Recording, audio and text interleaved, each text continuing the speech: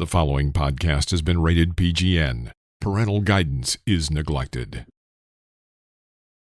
Boy, it's been a long time since we've had a little father-son chat. I am your father. Father, if you can hear me, I failed. Don't let your mother smell that beer on your breath. She'll take it out on me. I'm here with my dad. I know what you're gonna say, son. And you're right. You're right. Who is your daddy and what does he do? I've abandoned my boy! Hello, everyone, and welcome back to the finale, I guess. Is that what we're calling it, the finale? I don't... The finale night here at Parental Guidance Neglected. This is it. No joke involved. This is the final episode of the podcast. Yeah. Let's see. We were recording this on Friday around lunchtime. Hopefully the goal is to have this up tomorrow, Saturday. It'll be up tomorrow, yeah. Up tomorrow before the Oscars. So hopefully you're listening to this Saturday night or Sunday during the day to hear our Oscar predictions. And so you've probably seen the post. There'll be a post about this episode saying that this is in fact going to be the final episode of the Parental Guidance is Neglected podcast for now. I say for now because Sean Connery historically walked away from the role of James Bond, of course, in the late 70s and relinquished the title to George Lazenby, who then gave it to Roger Moore for an extended period of time. And then Sean Connery, of course, famously returned with Kim Basinger in the 80s with the movie Never Say Never Again for one last go as James Bond. Even though it was outside of the, I believe, Albert Broccoli production company that owned the Bond franchise at that time, which of course now has been turned over to the studios. Know a lot about this. I'm really getting off on a tangent here. I was going to say, we're going into the history of James Bond now. Yeah, I guess what I'm saying is we are signing off for now after this episode. But who knows? Maybe we'll be back in some iteration. Jackson is still podcasting out there on his music podcast with his two buddies. And who knows? Maybe I'll come back and do some things. We'll see. We'll see what happens. This was not my first podcast. I had one for a while with celebrity guests, and but this has been a really good way for my son and I to. Not that we wouldn't talk anyways, but just to kind of shoot the shit and make sure I got to see him at least every couple weeks while he was away at college. And now here he is graduating. And in true fashion of adulthood, he needs to focus on his budding production company and his equipment business and his career in the film industry, or let's be honest, probably made for public access television, right? Low whatever budget. is left of the film and television, right? And whatever else is hiring. And I'm very busy too. I'm trying to I'm shopping for rugs, throw rugs in the house, and someone's got to do it. I mean, I've got that going on, Jackson, and I got some yard work. So I mean.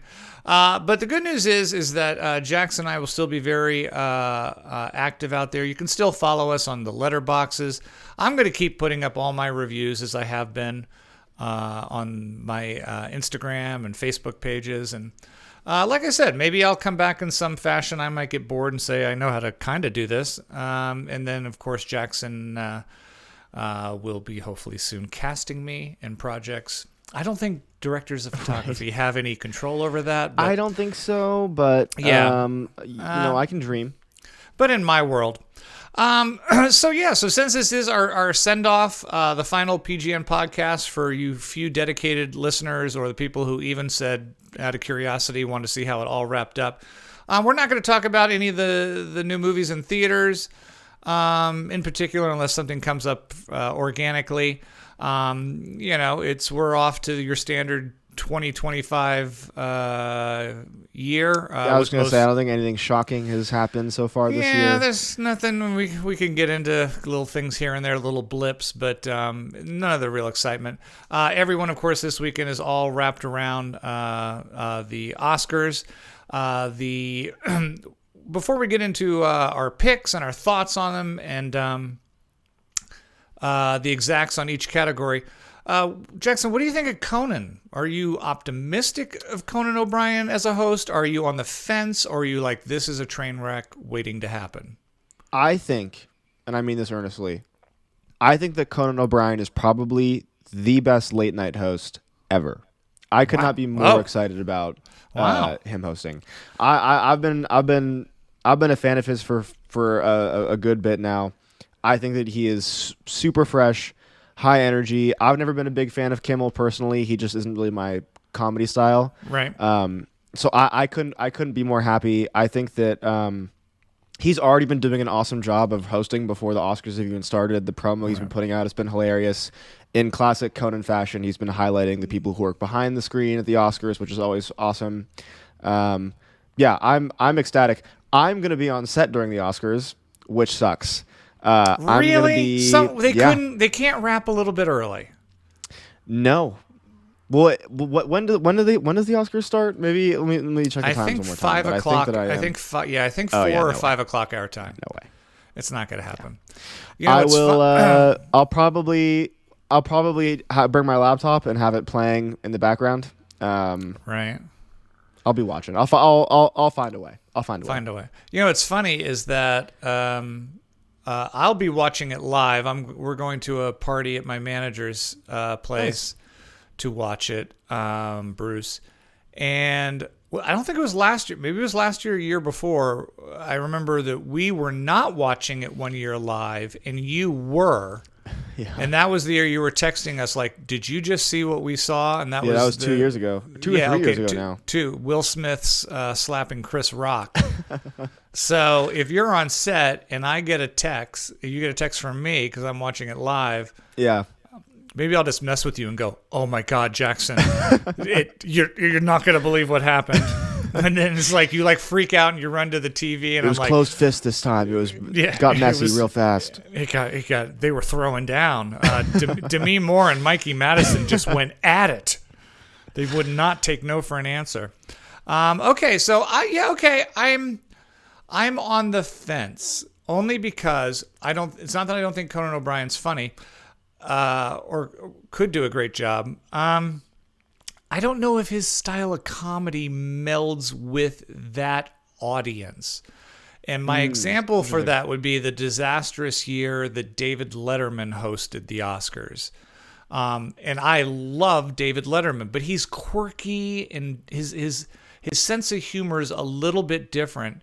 And even if people at home are kind of loving what Conan are doing, if that room doesn't read it and accept it and laugh really hard, it kind of bleeds onto us a little bit. Yeah, sure. It's like, Joe Coy was horrible with the Golden Globes, but what made it even worse was the fact that we were looking at an entire room of people not liking it. Right. It's the kind of thing where the room has to feel comfortable for us to feel comfortable laughing at it. So I just remember some of the crazy. He's a little off sometimes, the bear and he gets a little esoteric and weird. Sure. And if that goes too far that way, it won't play. Yeah, right. But again, I also did not care for Billy Crystal, and he was, it was straight up generic PG Oscar hosting. So. What do you think about the host? What if he roasted more? Went kind of the Golden Globes. Would that read? Is that Conan style? Do you think? I don't think that's kind of his thing. I mean, I think that he's really good. The reason why I love Conan so much is that I think he is a fantastic interviewer, and from the way I've watched him, he's really good at falling on his own sword for other people. He's really good at taking the heat of a bit for the benefit of a guest. Right. So if I had to guess, it's going to be maybe more self-deprecating, a lot more the joke is on him than other people. But I think it would be. I can foresee some people getting some shots on. I really hope. Do you know that running bit that he does with what's the guy? Oh my god, I'm totally forgetting his name. The guy from Anchorman and I Love You Man. Paul Rudd. Yeah, do you know this bit that Paul Rudd does with him? No. Every time Paul Rudd is on the show, he does a bit where he goes, "I've got a clip from my new movie or show, whatever he's promoting. All right, run the clip." And every time it's the same 10-second clip from that terrible Alien movie where the kid in the wheelchair falls off of a waterfall. And it's the same clip every time, and I think it's the funniest bit ever. And as a Conan fan, I hope. See, that's the kind of thing. If you're a Conan fan and he does that at the Oscars, we'll think it's hilarious. But then they'll cut. But no one else will. They'll cut to Jean Okiard and Bradley Cooper and everyone looking around going, I don't. What the hell was that? And you're like, yeah. So I don't know. I guess the other thing is, Jack. Oh, go ahead. Oh, no, that was all I had to say. Go ahead. I guess the other thing before we get into our picks about the Oscars this week, we've already done our top 10 films in the year. We know our favorites. And look, I've always get into the Oscars. I think Jackson, not as much as I do, but he watches them peripherally. But I think at the end of the day, we're like, it's so silly anyways. I mean, art is subjective, and, picking the quote-unquote best and not best is tough. But this year's... as up in the air as this year is, and we're going to talk about it because this is not a lot of solid predictions. Right. This was a tough one for me. This is a tough one. It's also a year when I think 2 of the 10 nominated films were in my top 10 of the year, and I think maybe 3 of yours. I mean, I think there's Nora, and you had Dune, and I think we might have both had The Nickel Substance. Or Nickel well, Boys. I mean, my stuff rolled around, but yeah. It's just like there's like I still feel like this is a year that a lot of really good stuff got neglected. Like I'm still a little bitter about the just the lack of challengers anywhere in here, and same. It's just anyways. So this year it's interesting in that it's less predictable, so it's more exciting, but it's not as exciting because I'm not as invested in a lot of the films. Like, I'm like, I don't care which one of those 2 wins, if that makes sense. So, I don't know. But your thoughts on that? I mean, how are you feeling going into the every Oscars? Year. Right.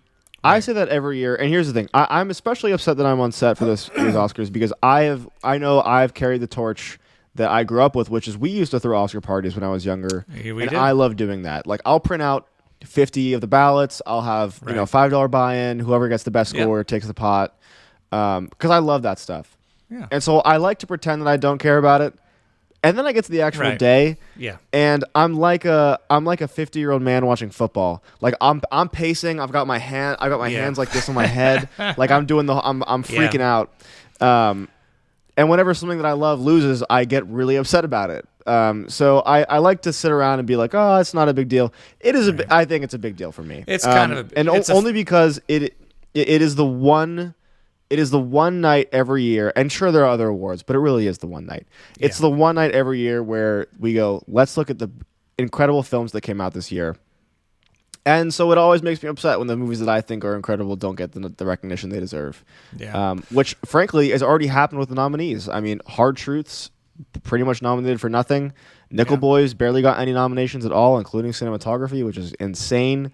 Right. No Love for Challengers, which was one of our favorite films from this year. Yeah.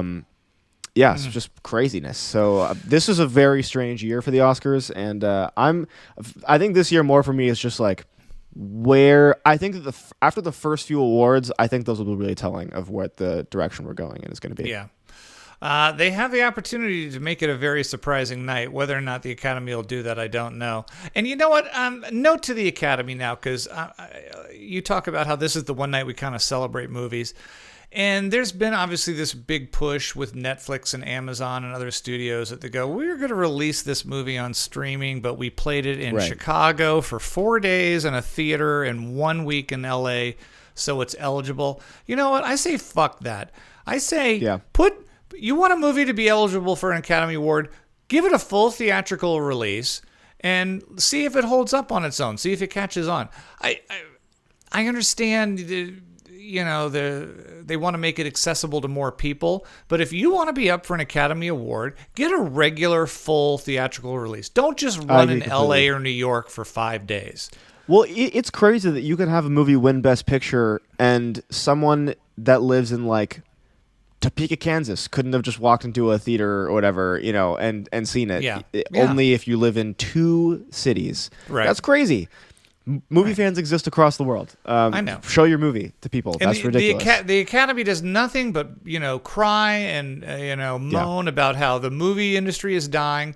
Well, like, it's going to keep dying if you're going to keep killing theaters and keep, 100%. bending over backwards to these streamers. So, with that said, I'm available for hiring for Hulu, Paramount Plus, or... Please, my line is open. We're going to have... Yes. Our phone numbers are going to be on screen right now. I think Peacock is the best idea since sliced bread. But when it comes to movies, get your ass in a theater. So here absolutely. it is. It's the 2025 Oscar ballot. Jackson has never beaten me in picks, but that was a crazy way to... He did. Well, I'm gonna milk it. But he did get pretty close last year. It was only a couple. I think it was two or three. Yeah, I think it was 2 off. Yeah, that separated us. And we'll get some of the obligatory ones out of the way here first. And what's so funny is he talked about how it starts to mean more. It's funny how, like, this week leading up, I'm like, oh, I guess I get... And then suddenly I'm like, I don't know. I haven't seen any of the animated shorts. And, like, the next thing I'm going, where are the animated shorts playing? I need to see those. How am I going to pick them if I don't see them? And suddenly I'm, like, panicking that I don't know enough about production design or whatever. And I'm, like, right. scouring the papers for, like, And in fact, I actually did want to go because they do play in LA a lot, but a lot of the theaters now are showing the shorts. And I'm like, again, I did not get around to seeing them this year. And the thing is, well, here I have 2 problems with it. One, I don't know why I kind of fight it for a little bit, because when I ever do go see them, I always enjoy them very much, even if they're bad. But my one complaint is that the prerequisite for short films is starting to get a little bit longer. So sometimes it's like every short film, every short doc, every short live action is suddenly like 30, 35 minutes. And you're like, wait a minute. This just turned into almost a 3-hour venture, when it's like, why don't you, if you make 5-10-minute films, I'm out of there in an hour. And I don't think shorts... I think a short should be short. Let me put it that way. Sometimes I think they're getting longer over time, where it's suddenly like... I don't know. I'm more impressed when you can really keep me for that 10 to 12 minutes more than I am a 35-minute. Then I'm like, I just watched a whole episode of a TV show. But you ready to dive into it? Let's do it. All right. I have the ballot out. I have my marks. And I have to be honest with you. This is the honest to God's truth. There are 7 to 8 categories on here that I have not marked yet, because I don't think I'm going to make my decision up until this moment right now. I'm still on the fence with that many.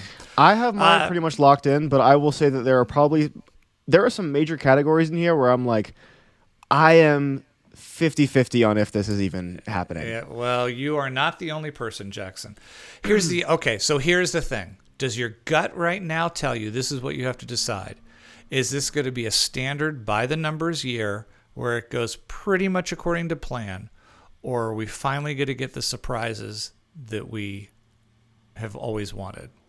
Because usually you get like one surprise. Yeah, usually you get 1 or 2, but I don't know. I have no idea. Okay, before I know we keep stalling, but here's the thing. Yeah, no. This is a weird year for 2 reasons. Yes. Or really just one reason, which is that 2 of the nominees have had massive scandals happen really recently. Yes. Emilia Perez, obviously, the titular character, had some horrific tweets resurface, which is just I hadn't heard, Jackson. Could you read those back for us? It was like... I was like, okay, some bad tweets resurface. I read them and I was like, oh my God, that's horrible. And then obviously the Brutalist with the AI stuff that came out, again, regardless of how you feel about it, that Hollywood Reporter article is going to be a huge deal for voters, because the people who read Hollywood Reporter are the Academy voters. I feel like it kind of just brushed off pretty quickly. I feel like it was a story for about 48 hours and then people kind of moved on. But where Perez just kind of has been percolating and growing. But I don't know. We'll have to see.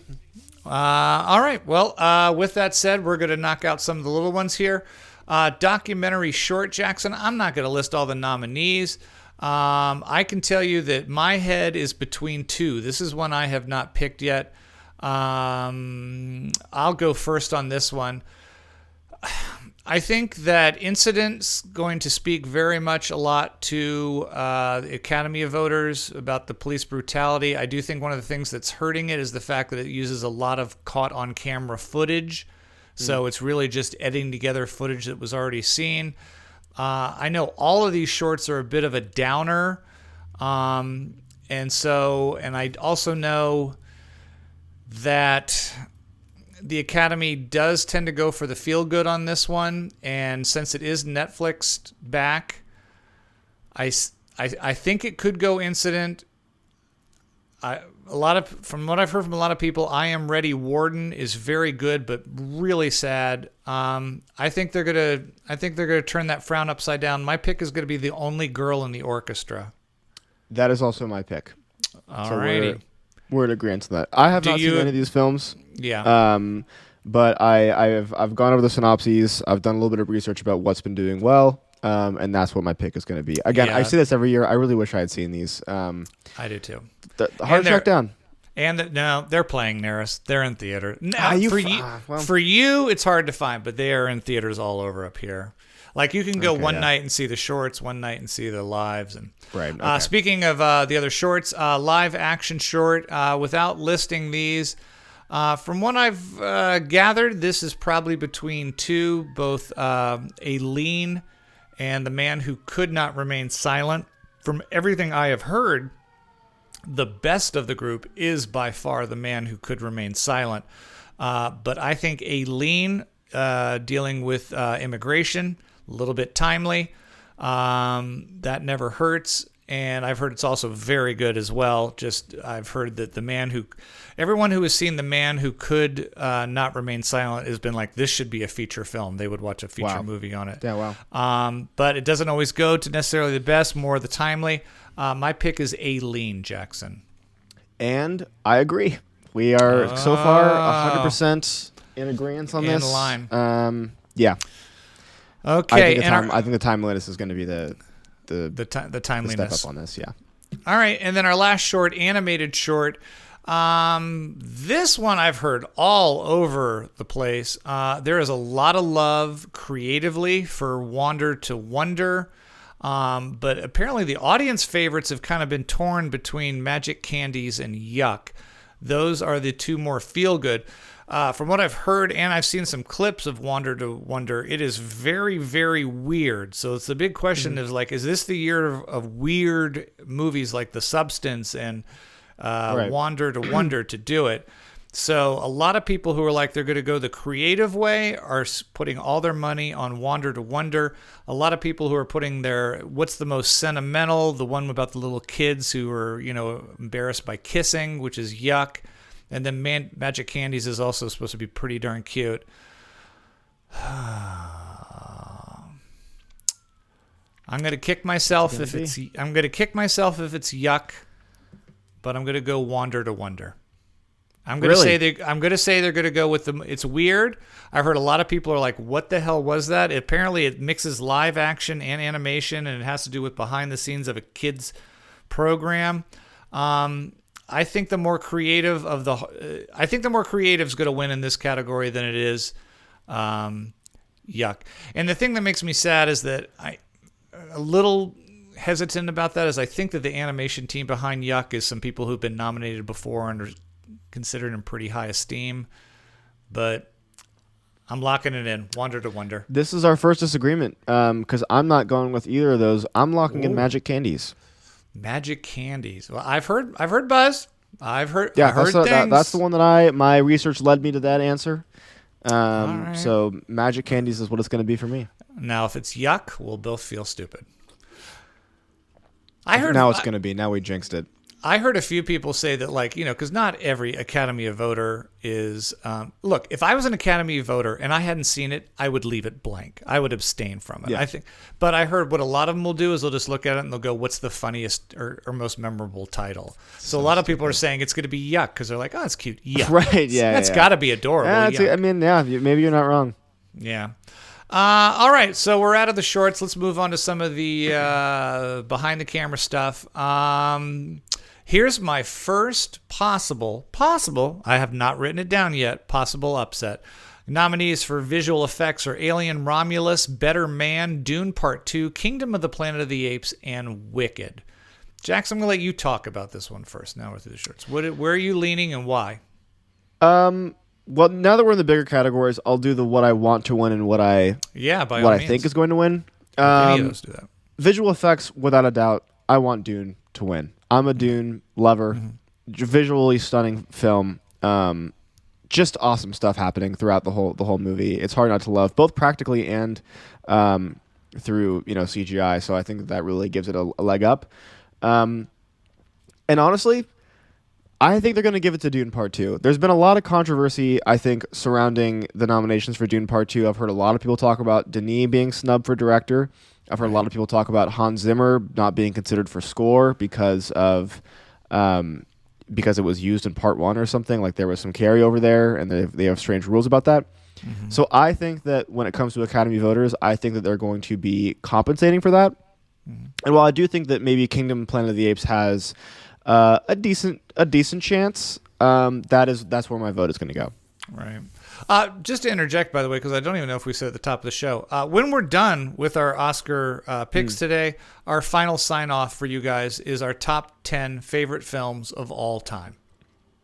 How's that for a teaser? Yeah, there you go. Yeah, we probably should have said that towards the top of the episode. It'll be in the header. It'll be in the header. All signs are pointing to Doom Part 2, but here is why. Here is why I'm wrestling a little bit. Kingdom of the Planet of the Apes, that team behind that has done masterful work in the past decade and has not been always recognized. And they are a well-loved special effects house. But it is one of 3 films nominated this year that's dealing with apes. I mean, we got apes in the ape movie. We got Better Man in the apes. We got flying apes in Wicked.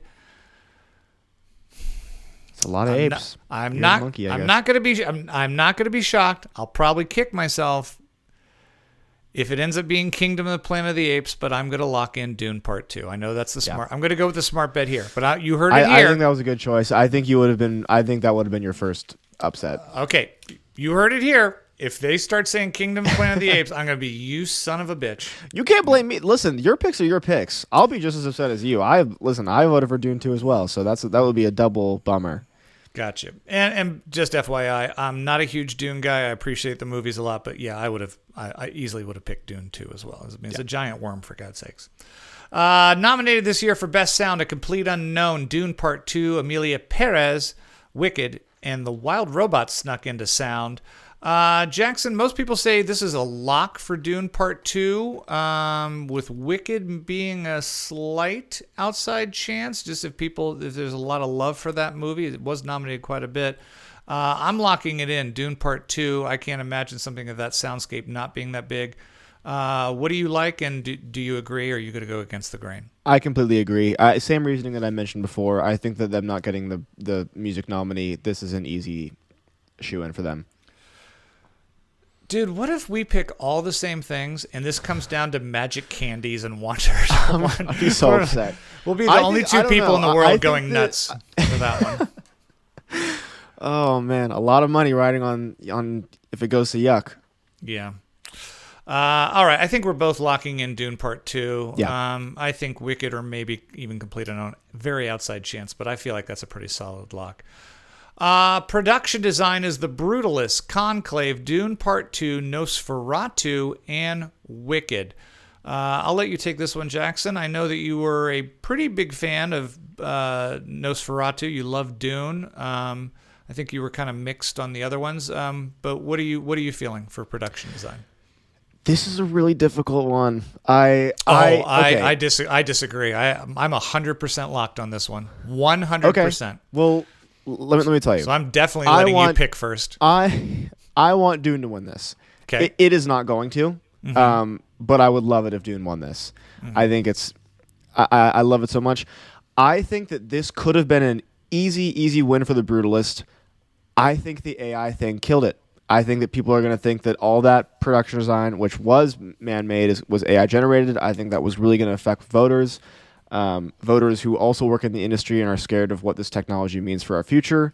And I also, I'll say this now because this is going to inform the rest of my picks. Mm-hmm. My big prediction is that Wicked is not going to win any of the bigger awards. Mm-hmm. I don't think it has a chance. I don't think it's going to win Best Picture. Not to get too far ahead, I don't think it's going to win. I don't think Cynthia Erivo is going to win. Nope.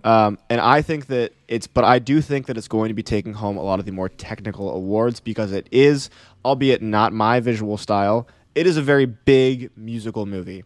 Mm-hmm. I'm going to lock in Wicked as my pick for production design. Got you. There is a small chance that The Brutalist could walk away with this. The only thing I will disagree with you on that is I think Wicked is going to win just because visually it is more stimulating with the colors, and I think your average Academy viewer.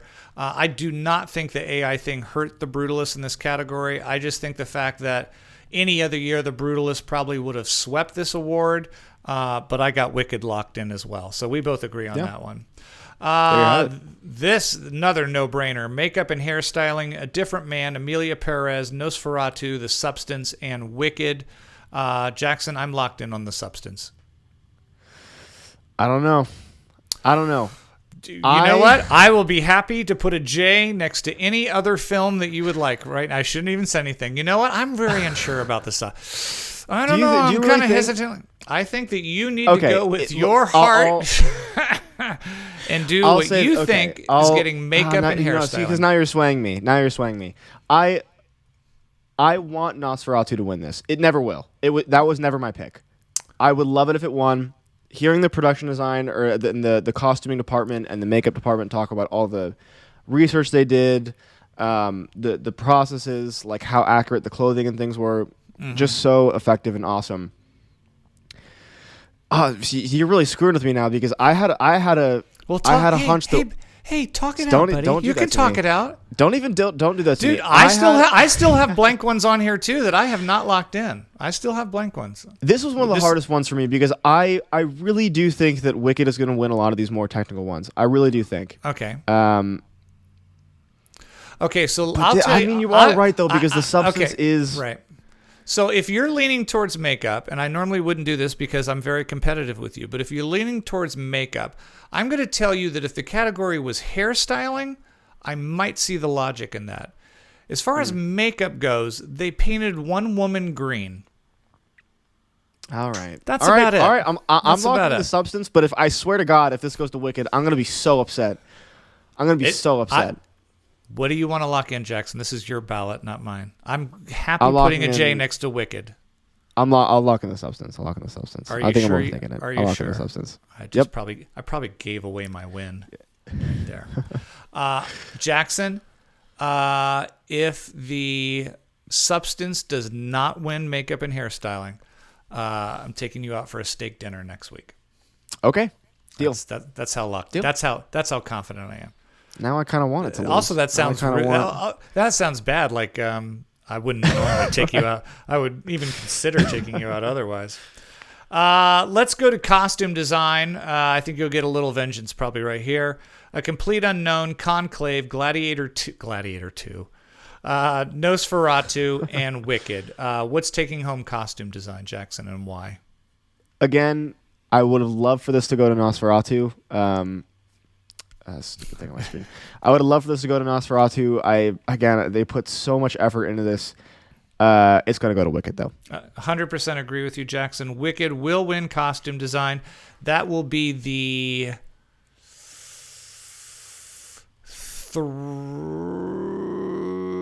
is it two? Let's see. I have it. We have it for costume design and production design. And then Jackson almost had it for makeup and hairstyling, but I, for some reason, talked him out of it. I believe that will be the two Wicked. I think that ends the Wicked train for the night. So I don't know. Okay, maybe not. I have to look ahead. I don't. Maybe. Let's find out. No, I actually I don't think I had it for anything more. I think I'm just Gotcha. tweaking out. This one is not is. Most people are saying it's a lock, but maybe we just take a deep breath before we lock it in. Original song for a movie is El Mal from Amelia Perez, The Journey, The 688, Like a Bird, Sing Sing, Mi Camino from Amelia Perez, and Never Too Late from Elton John, Never Too Late. Obviously, El Mal has been sweeping all of the major awards, but there are a couple things we need to consider here.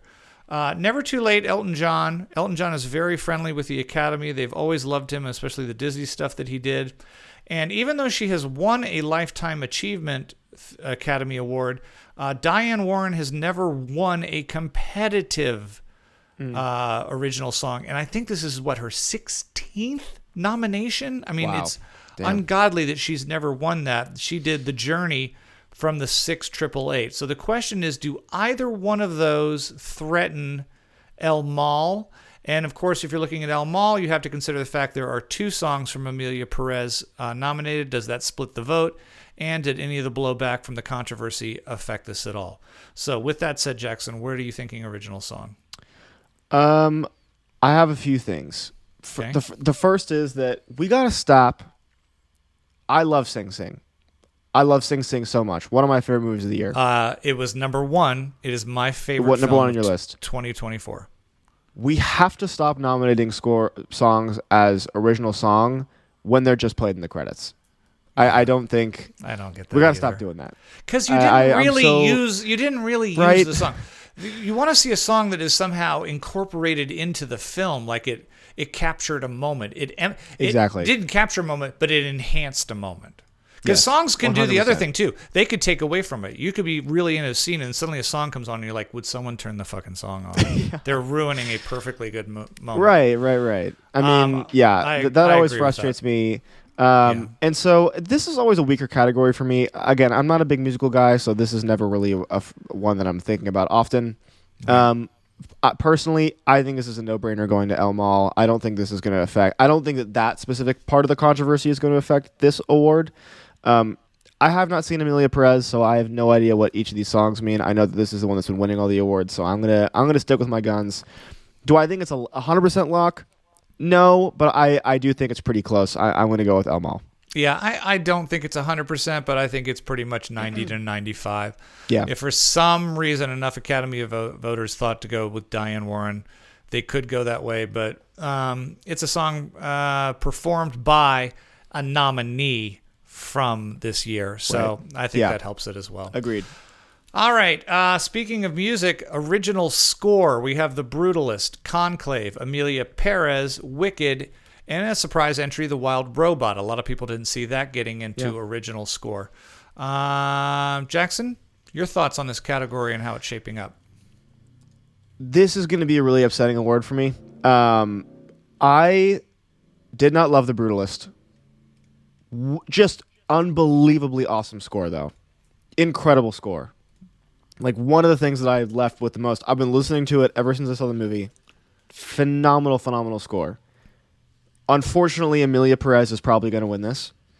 Oh, really? You don't think so? I haven't given my thoughts yet. Sorry, I got something in my eye. No, you're good. Because here's the thing. I had originally locked in Wicked for this. Okay. But I don't know. And maybe I'm just overthinking it.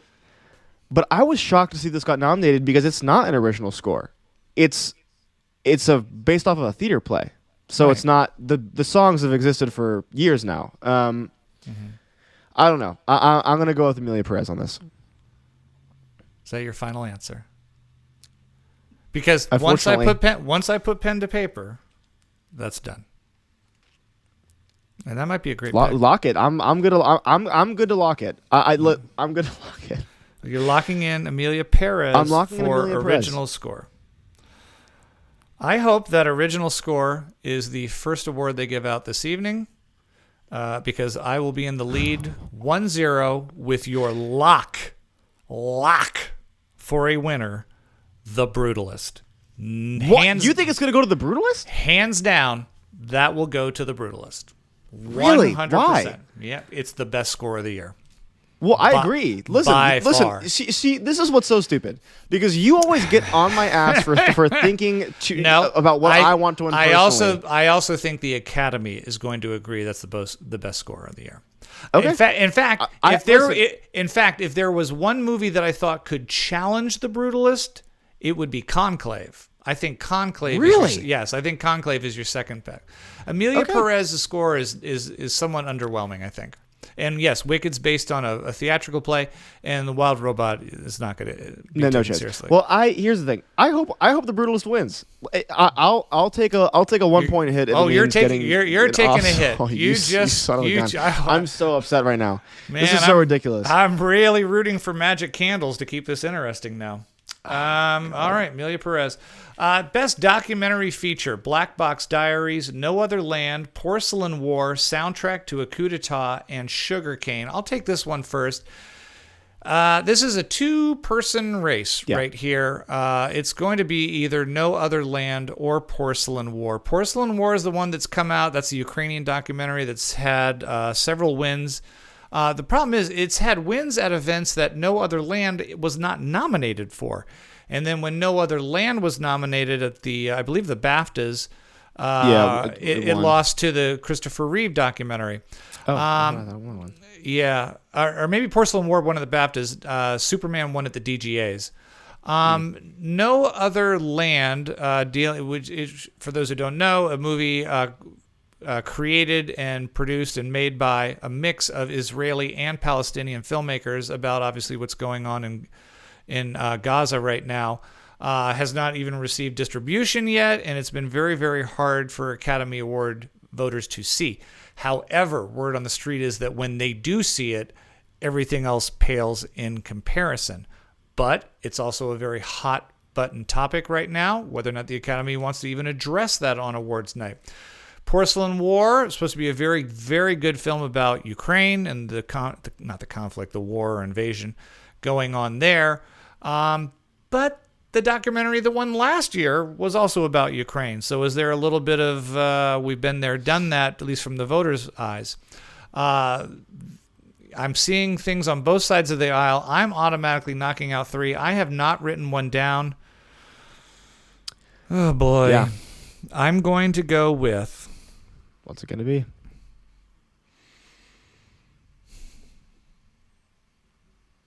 I'm going to go with Porcelain War. Okay. All right. Jackson, you sure you want to lock that one in? Is that what you want to do? I am locking it in. I am locking. Yeah. Now you can go, now if you want to make it interesting, go for No Other Land. If your gut is telling you Porcelain War, or maybe you've heard something about Sugarcane or another one that I have not. But that's my This is vibe. one of the first awards that I actually locked in.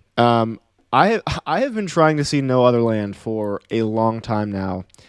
It did a very, very short run of LA screenings. And it was like 3 or 4 days, and I couldn't make any of them. But my buddy Jackson Beebe, he went to go see it, and he went to go see it on Super Bowl day. And after he watched it, he came over to my place to watch the Super Bowl.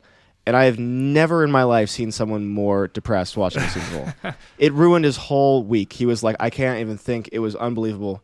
And based off of solely that and the reaction I've heard from every person who's seen this, maybe I'm just being optimistic. I think that this is going to go to No Other Land. Okay. But I do think it's really close. I think Porcelain War has a chance, but I agree. Not a bad pick. I agree with you that maybe the fact that last year, what one last year? I know it was Ukrainian. It was the Ukrainian. It was called the, Jamie, look it up. I can't, as soon as I hear it, like if you start the title. Yeah, I agree with you. Everyone that I have heard from 20 Days in Maripol. 20 Days in Maripol. Everyone that I've heard from has said it's phenomenal. My doubt is, and I feel like the fact that it won at DGA shows you that if those guys couldn't get access to No Other Land, that maybe a lot of other Academy voters couldn't. Yeah. But did enough of them get access to it in time? Or will enough people abstain if they've seen none of them? So it's not a bad pick. That is a 50-50. I would not be at all surprised if you get that. Jackson, Best Animated Feature, Flow, Inside Out 2, Memoir of a Snail, Wallace and Gromit, Vengeance Most Foul, and The Wild Robot. The Wild Robot has won every single precursor to this, with the exception of the BAFTAs where Flow showed up. Jackson, what are your thoughts on this? Is it a runaway for The Wild Robot? Is Flow going to be a surprise, or is there another one sneaking in? I haven't seen any of these. I've been lacking on my animated features this year. I heard very good things about both Flow and The Wild Robot. I'm more inclined to root for Flow just because it feels like an underdog. I also know it was a very, very, very small team working on it, so that would just be interesting to see. With that being said, I do think it's going to go to The Wild Robot. I think it has more steam behind it. I think way more people have seen it. Got a wider release. In my opinion, this was an easier pick for me. I'm going to go with The Wild Robot. Gotcha. The Wild Robot for Jackson. I have not written anything down yet. Oh, wow. You're decisive today, man. This is good. I think I'm worried for you. I think you're overthinking it. Here's the problem. Flow is an animated film that also this year is up for Best International Feature. That's rare. The Wild Robot, out of five slots, Flow made it into International Feature. Out of 10 slots for Best American Film Feature, The Wild Robot did not make it in. That's something to consider. Yeah. Flow also did win a major award at BAFTA. That's something to consider as well. There's a good international contingency in the Academy. But The Wild Robot did sweep the Emmy Awards, the animation awards, and has won most precursors leading up to this point and is very well beloved. From everything I've heard, though, Flow is much more visually exciting. Yeah. And I have heard that the second half of The Wild Robot falls off a little bit.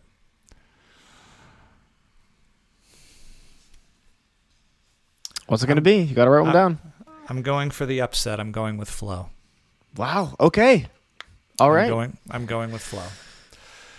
Okay. I think that Boy and the Heron, which many people considered much more quote-unquote artistic than the Spider-Verse sequel last year, I somehow think that sometimes, at least in the animation, the quote-unquote more artistic will slightly outweigh the quote-unquote more commercialistic, which The Wild Robot is this year. Sure. I could be wrong. I'm picking Flow to win that. Let's see what happens. All right. I'm gonna regret that. Best international film, since we were just talking about it, is Amelia Perez, Flow, The Girl with the Needle, I'm Still Here, and The Seed of the Sacred Fig. I think if you had asked everyone 2 months ago who was winning this award, we wouldn't even be discussing it. We would go, obviously, the film that got 13 Oscar nominations, Amelia Perez. That is a walkaway. It won the Golden Globe. It's won a few things since then. Jackson, is that still a lock, or is someone else coming up behind? The problem is that I don't know who it would be instead. I think that there are, obviously I know that I'm Still Here and Seed of the Sacred Fig had a lot of buzz around them, but not nearly as much as, Amelia Perez had 13 Oscar nominations. And Seed of the Sacred Fig and I'm Still Here weren't even nominated for Best Film. Oh, actually, no, that's not true. I'm Still Here was nominated, but yes. Look, obviously, if you asked me, this would go to See the Sacred Fig easily. One of my favorite movies of the year, just absolutely unbelievable performances. I don't think that the Amelia Perez upset is going to affect this one. I think that the director has done a decent enough job of distancing himself from Sophia, whatever her name is, Carla Sofia Gascon. Yeah, and I think they'll still give it to them. That's what I think. Locking in Amelia Perez. Locking it in. I'm going with I'm Still Here. You son of a I think Academy voters absolutely love that film. I think, much like Amelia Perez, it was also nominated for Best Film, which I think helps it. I think one of its stars, who's got incredible buzz, is still in the running for Best Actress. And I think there was enough time for them to see it. Maybe not as much as they would have liked, hopefully enough. But from everything I've heard, as soon as I see I'm Still Here, I'll be adjusting my top 10 films of 2024. In fact, I was going to go see it last week, but it just left the theaters, so I did not get a chance. Limited run. So we are disagreeing on that. I'm going with I'm Still Here. Again, neither one a bad pick, though. Yeah, agreed. Well, when the girl with the needle eventually wins and upsets all of this, then we'll both feel really stupid. I know, and they go, what the hell? Let's go to Best Editing, Jackson. Now, this is an award that many people consider a precursor to what will win Best Picture that night.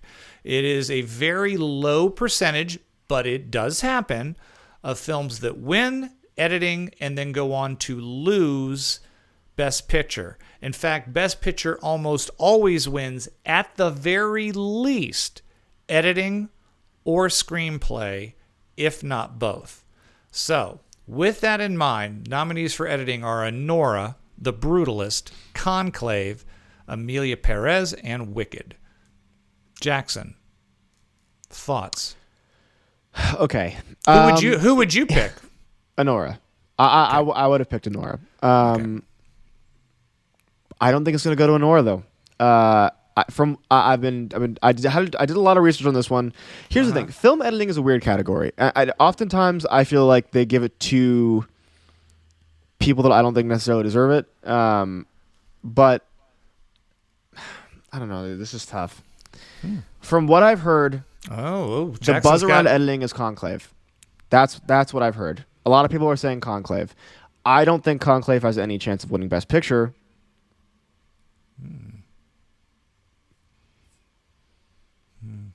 Do you want to hear my thoughts? That smug look. Do you want to hear my thoughts? Or you just want to go? No, you know what? I'm not even going to let you affect my opinion, and I'm going to lock in Conclave. I'm locking in Conclave. It is a two-person race for editing, and it could very easily go to either one of these films. And I do disagree with you, Jackson. I don't think Conclave is 100% out of the running for Best Picture. However... Really? Okay. However, we haven't got to that yet. However, I also have Conclave for editing. See? You give me that smug look. Ridiculous. Trying to knock me off my game. I tried to throw psychological you off. warfare. Don't let me dictate your thoughts. Whatever. All right. Best Adapted Screenplay. This is a no-brainer. A Complete Unknown, Conclave, Amelia Perez, Nickel Boys, and Sing Sing. I'd pick Sing Sing. Obviously, it is my, have I mentioned, favorite film of the year. That is way down the list of anything that has a chance of getting this. I'm just telling you right now, I am 100% locking in Conclave. I do not see that. Completely agree. Here. I would have given this to Nickel Boys, my favorite movie of the year. Just so good. But Conclave is a total shoo-in for this. This is, I think, one of the easiest picks of the night for me. Yep. No one's touching that. Since we're on screenplay, let's get to one that might or might not be a little bit trickier. This is original screenplay. Remember, Best Picture winner almost always wins at least editing or screenplay. Right now, we both have Conclave winning screenplay, and we both have Conclave winning editing, which means it could be more into the Best Picture than you think. But Best Original Screenplay is Anora, A Real Pain, The Brutalist, September 5, and The Substance. This, in my opinion, is a two-horse race. But what do you think, Jackson? I agree. I actually don't agree. I think this is a difficult maybe one. It's a five. Maybe it's a five. It feels like a 4-horse race, to be honest. I don't think September 5 has the wheels to be getting there. This is the only nomination it got. I don't think that the voters are as familiar with it. I'm sticking to my original answer, but I think right now it's between 3: Anora, The Substance, and A Real Pain. Okay. I think that's the race right now.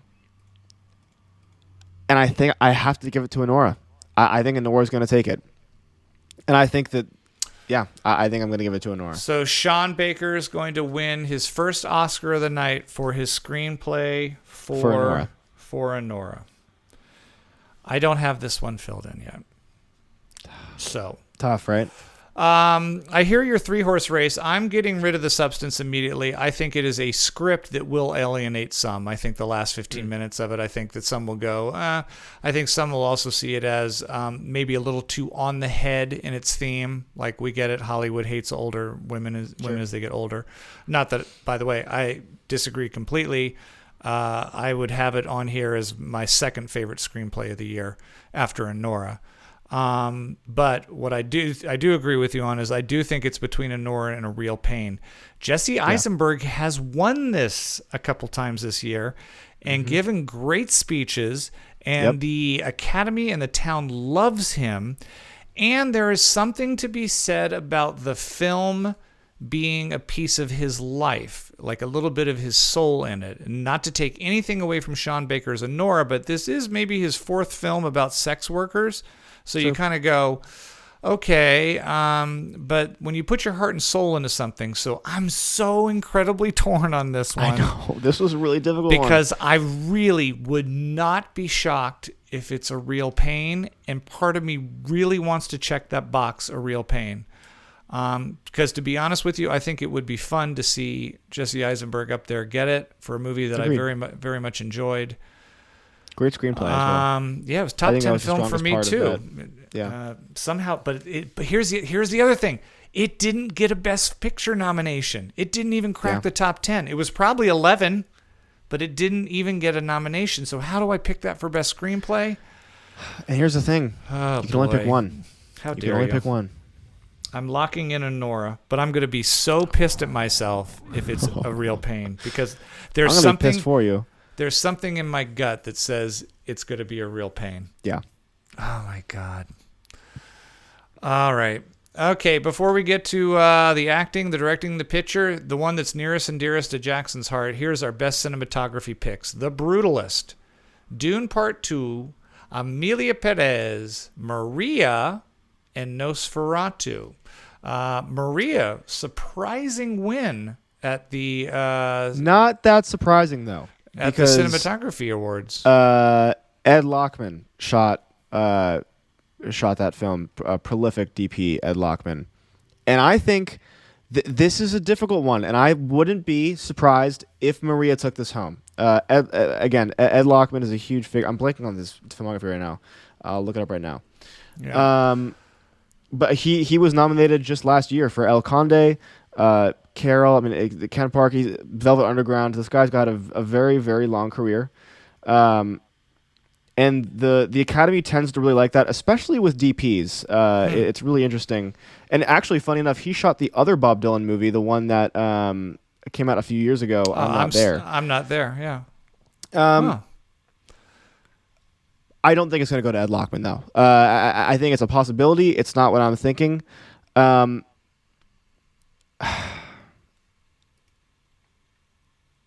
This is difficult because a month ago I would have said The Brutalist is an easy win for this. What do you think? And I kind of still think that it is, but I don't. I'm hesitant to lock that in. I don't know. I'm gonna stick to my guns and say The Brutalist. I think that it being shot on VistaVision was a huge deal for the movie. The big push for 70mm film screenings, I think, is going to be a big deal for them. And while look, I loved the way that Nosferatu looked. I obviously loved the way that Dune Part 2 looked. Greg Fraser, one of the best. I have to lock in The Brutalist. I have to. Okay. I would pick Nosferatu if it was up to me, even though I was lukewarm on the film. I thought it looked amazing. I agree with you. I believe The Brutalist will be walking home. You're not going to top VistaVision. And I'd say the first 30 minutes of that film are exquisite. Yeah. Unbelievable. I feel like it lost its steam in the second half, and not just, but just in the look. I felt like maybe it meant to just get a little grayer and more muted and didn't work as much for me, but I thought maybe that was on purpose. Actor in a supporting role, we got Yuri Borisov from Nora, Kira Culkin, A Real Pain, Edward Norton, A Complete Unknown, Guy Pearce, The Brutalist, and Jeremy Strong, The Apprentice. We got 2 stars of Succession going up against each other. Are we even talking about this? Is there any? Kieran Culkin will take it home. Kieran Culkin. We are locked go past in. This one pretty fast. I seriously hope he has a very fun speech because we've seen 15 of them now planned for us. Actress in a supporting role, Monica Barbaro in A Complete Unknown, Ariana Grande, Wicked, Felicity Jones, The Brutalist, Isabella Rossellini in Conclave, and Zoe Saldana in Emilia Perez. Is there any reason to pause on this one? Is there anything about the Perez? No. If she was going to take any kind of flack from it, that is 100% going to be Zoe Saldana. Especially after the SAG win, I think that this is a shoo-in. It's done. It's locked. She's over. I would have liked to see, but if I had to pick, Isabella Rossellini. I think she had a great supporting performance. You know what? I wouldn't argue with that. And I love seeing a supporting performance when it's just a couple scenes. It does. Yeah. By the way, Zoe Saldana, everybody, Kira Culkin, both stars of the movie. Yeah, both, I would argue, the leads of their respective films. They're literally the lead actors. It's so ridiculous. So let's make it a little more interesting in our final four. Actor in a leading role, Adrian Brody, The Brutalist, Timothée Chalamet, A Complete Unknown, Coleman Domingo, my pick, Sing Sing, Ralph Fiennes, Conclave, and Sebastian Stan. Enjoy your moment. The Apprentice. Jackson, let's cut right to it. Brody's won everything. Chalamet won the SAG, casting just a little bit of doubt. But remember, Academy votes were already in by the time the SAG Awards aired, so that can influence nothing. But does that show that there was cracks in Adrian Brody? A month ago, I would have said that Adrian Brody is the easy win for this. And first off, me and you are in agreement. Coleman Domingo, 100%. Yes, 100%. I'd love nothing more than to see him win this award. He won't. I would have loved nothing more to see him win it. If not to keep bringing it up, but if the AI thing is going to affect anyone, it is going to be Adrian Brody. The whole article was about how they used AI to help with his Hungarian accent, and sure, it was in like a 1-minute scene, like where he's actually speaking Hungarian. No one's going to read that far. The headline is Adrian Brody performance affected by AI. That is going to be, I think, a huge detriment to him. The question is it enough to knock him off the front, the lead? And I think with the SAG award in, and I know that doesn't affect voters, but that was, I think, voted on around the same time. I would not be shocked to see Chalamet take this home. And in fact, I'm going to bet on the underdog here. I think Timothée Chalamet is going to take home Best Actor of the Year. That's my vote. Are you locking that in? I'm locking it in. And I think he's had a better press run as well, which is something that we haven't talked about enough. I think that he's been doing a way better job of pitching himself. I think that he's become kind of a Hollywood sweetheart recently. And not to mention that, but he's had a way bigger few years than Brody has. Dune Part 2, also nominated huge this year. The Bob Dylan movie, he's been getting a ton of work, and I think that people are going to recognize that. And Brody already has one. So for playing a Holocaust survivor. So you can make that argument as well. It's like we gave him one 15 years ago for playing a Jew escaping from very similar character, from Germany. I see where you're coming from. I know a lot of people are like, that's a very, very close second. The Academy just has a history of not awarding younger male actors. They do it with women. They do it with women all the time. You see your Emma Stones and your Jennifer Lawrences and your Brie Larsons and the young ingenues win the Oscars. The men, they always, with a very few exceptions, always skew older. Chadwick Boseman lost to Anthony Hopkins in a year that we're like, what? They just, for some reason, when it comes to men, they always seem to go towards the veterans a little bit more. Adrian is a veteran now. He's a one-time winner. I cannot go against the grain on that. I'm locking in Adrian Brody. So, Jackson, I want to wish you the best of luck in 2026. I'm taking the under on this one. I'm taking the under and hoping that it pays off. All right.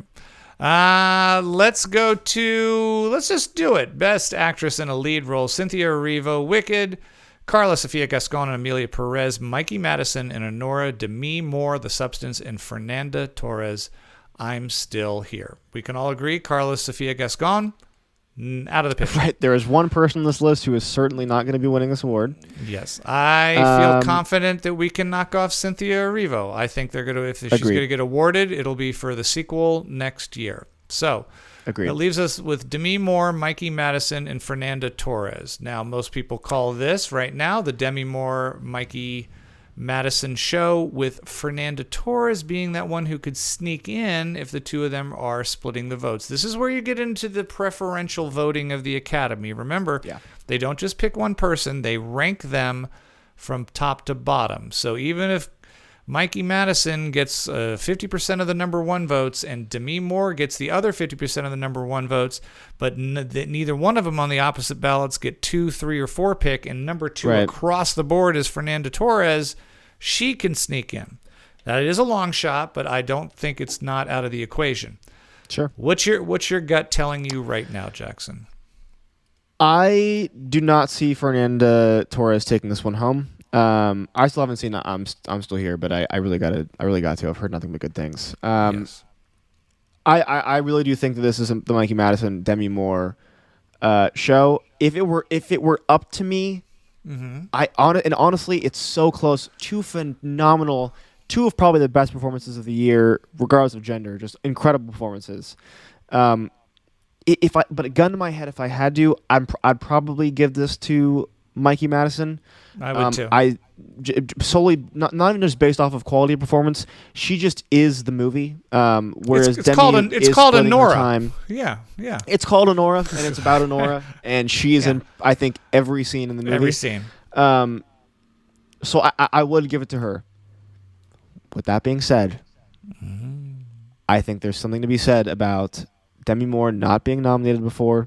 This has been a year with a lot of themes in the films themselves of underappreciating older in quotes, by the way. I mean, older compared to Mikey Madison, but not old actresses. And she's been.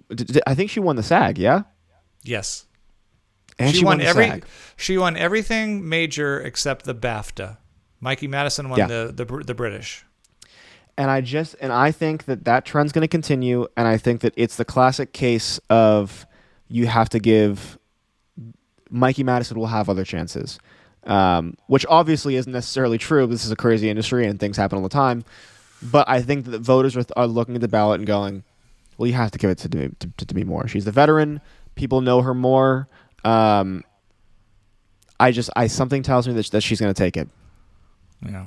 Well, there's also the narrative that if you give it to Mikey Madison over Demi Moore for a film in which Demi Moore is being replaced by is being kicked out of Hollywood by the younger generation of, Yeah, exactly. Okay. So I, in a heartbeat, would pick Mikey Madison. And again, I preface it by saying I have not seen I'm Still Here. Everyone who sees it says the minute you see it, it changes the equation. But I have not. I would pick Mikey Madison easily, even though I love Demi Moore in The Substance. There is a huge part of me, that wants to say Fernanda Torres. Really? Because there is so much passion for her role in that film. You ever just get like a little thing in the back of your head saying this is going to be the surprise? Like neither. It's going to be Fernanda Torres. She did win the Golden Globe, which I know is the Hollywood Foreign Press, but there is an international contingency to the Academy. Demi Moore won the SAG, and there is a lot of American actors in the Academy. And then Mikey Madison won the BAFTA, and there are a lot of international actors and filmmakers within the American Academy.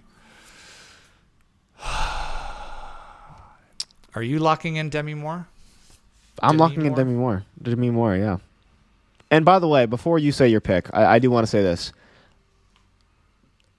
I would have given this award to Marianne Jean-Baptiste, who wasn't even nominated. Yeah, so my pick didn't even get picked. And I forgot to mention this, but cinematography should have gone to Nickel Boys. That was my favorite cinematography of the year, which also was not even nominated. I am shocked that Nickel Boys did not get cinematography. I can't believe it, especially because they've been winning awards. Like they've been actually doing good with other awards that they were nominated for. Very, very strange. Yeah, Ramel Ross. He got robbed. And Joe Moffrey. Even though it wasn't my favorite film, I definitely can admire the craftsmanship in it. I guess I got to lock one in, Jackson. It's between Demi Moore and Fernando Torres for me. I think they're going to say Mikey's time will come. Wow. Do I take Fernando Torres?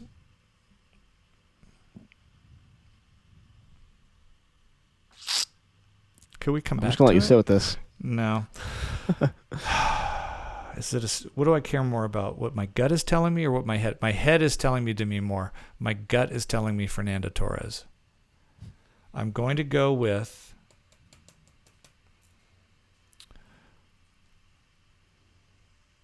Demi Moore. Okay. But I'm going to be I will cry if it's Fernando Torres. I will cry. Okay. There could still be one more shocker in here. Director Jacques Audiard for Amelia Perez, Sean Baker and Nora, Brady Corbet, The Brutalist, Coralie Forjat for The Substance, and James Mangold. Come on. A complete unknown. I don't think anyone would argue. I think everyone knows that this is a horse race between Sean Baker and Brady Corbet. Coralie, maybe a very small outside chance, just because she's the only female in the bunch, and sometimes the Academy likes to say, hey, how about the gals? But I don't think that's going to be the case here. I do think it's between Sean Baker. Brady had all the momentum going in until Baker snuck away with both the critics and the DGA, that's his peers, for Best Director. But Brady has been up there as well, and The Brutalist is in some ways a bigger venture to direct than a small movie in the streets of New York, leading around a cast, showing a phone to people going, have you seen this guy? Have you seen this guy? Yeah. So, what are you thinking, Jackson? Well, if it were up to me, it would absolutely, without a doubt, go to Mike Lee, who was not nominated. But if it were up to me against these 5 people, it would be Sean Baker. And to be honest, I think this is not as close of a race as we're making it sound. I think so. I think Baker's going to take this one home. I really do. I think that Corbet is the new kid on the block. I think he's still got time to prove himself, even though he has some features on his belt. But yeah, I don't know. I think people are more familiar with Baker. I think that he had a stronger hand in the directing of this movie, and I think that the watchers are going to see that. All right. Jackson, there you have it. Last but not least, our best picture, your 10 nominees: Anora, The Brutalist, A Complete Unknown, Conclave, Dune Part 2, Amelia Perez, I'm Still Here, Nickel Boys, The Substance, and Wicked. Mr. Burns, I will let you know that this, in my opinion, is narrowed down to 3, and probably in the last week or two, narrowed down to 2. I don't think anyone would argue that it is between Anora, The Brutalist, and Conclave. And I think The Brutalist has faded a bit. I think especially since Brady Corbet is probably not going to win director and definitely not going to win screenplay. I think that takes it out of the equation. The things that I'm wrestling with is, yes, Conclave did win Best Ensemble at SAG over Anora, which means the Screen Actors Guild enjoyed the full, complete performances of that cast more than they did Anora. I'm also. I don't know if I agree with that analysis, because I also think that Conclave had way more familiar faces. Right. You know what I mean? Like just more star power for that reason. That specific category. Yeah. We have both picked Conclave for editing. That's often a precursor for Best Picture. But we are going with Sean Baker for director. So coming into it, you can say that Conclave won screenplay and editing, and for Anora, you can say it won director and screenplay. So they've split the 2 big ones coming into the category. So for Best Feature, do you go with Best Director, Best Original Screenplay, or Best Adapted Screenplay and Best Editing? That's if our picks are correct. Or are you pulling out Wicked? Who knows? Who knows? Well, Wicked also won a couple awards. Production design, maybe, some effects things. Costumes. Listen, again, it's got no chance. I wish this could go to Nickel Boys. It won't, but I wish it did. I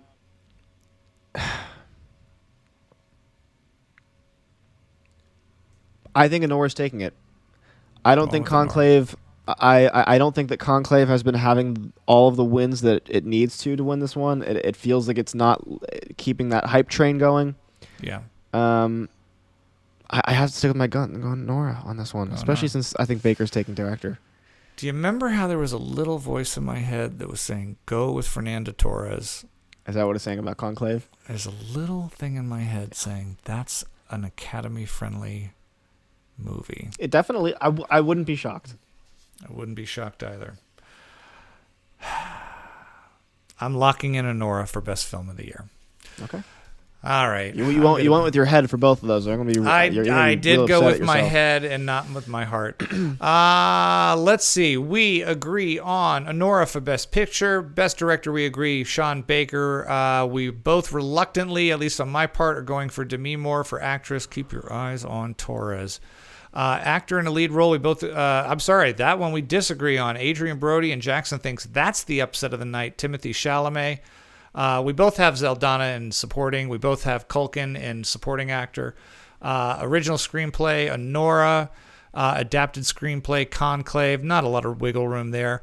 We split on international feature. Jackson thinks that Emilia Perez is going to ride through the controversy. I think I'm Still Here gets kind of caught up in the love it's received these last few weeks. We are splitting, and I'm going for the underdog on animated feature. I like Flow to upset Jackson's pick, The Wild Robot. We also split on documentary feature. Jackson's got the upper hand here. No Other Land does have more heat and talk, but I'm going to stick with Porcelain War, the safer pick. Original score, this is where Jackson could lose it all. He went with Emilia Perez over the lock for a win, The Brutalist, which even he agrees is probably the best score out of the five of them. Original song, we both have El Mal. Cinematography, The Brutalist, lock it in. Costume designs, they lock. Wicked. We both like Conclave for editing. We both like The Substance for makeup and hairstyle. I talked him into that one. You are welcome. Production design, we got Wicked locked in. We both like Dune Part 2 to take both sound effects and visual effects. And then for our shorts, we're split. I got Wander to Wonder. Jackson has Magic Candles in the animated field. In live action, we are both going with Aileen. And we are both going with The Only Girl in the Orchestra, the Netflix short for documentary short. There you have it. Jackson, we disagree on 1, 2, 3, 4, 5, 6 awards. But we agree on almost all the big ones. The only big one we really disagree on is actor. So you got to hope Timothy Chalamet. All right. We'll see. We'll see how the night goes. When I take it home, I'm just you'll have to letting make you it know. up there. Don't somewhere. be too butthurt. All right. So as far as finding out who won the pool between him, I'll be posting something on our Instagram PGN page as well as my own, just for you guys who are wondering who did better. But I think you know whose name you'll be seeing up there with the green tally. But that's just the way it works. And then again, since this is sayonara for now on the PGM podcast, who knows? Maybe I'll pop in and talk movies with him on his podcast one time. Maybe I'll start something up, or maybe in a couple years we revisit it. But for now, he's got to focus on career. I got to focus on my chores around the house. And but again, please continue to follow Jackson at Jackson N. Burns on all the social medias, and myself at Regan.Burns. And thank you guys who were subscribing and liking, and the few of you who did have some comments, and especially back when there was a lot of you giving suggestions when you were forcing us to watch. You were all really passionate movies. about making us watch the worst thing ever. Yeah, and then sometimes you had us watch the best thing ever, and it wasn't really the best thing. And ever. It was kind of the worst. It was almost the worst, but we won't go down all those memory lanes. We'll save that for the anniversary show. But we thought we would leave you here. This was Jackson's idea. And I have a feeling our lists are going to be a little different on this. We're going to conclude things with our top 10. Now, he told me 10 favorite movies of all time, which to me is different than what do I think are the 10 best films of all time.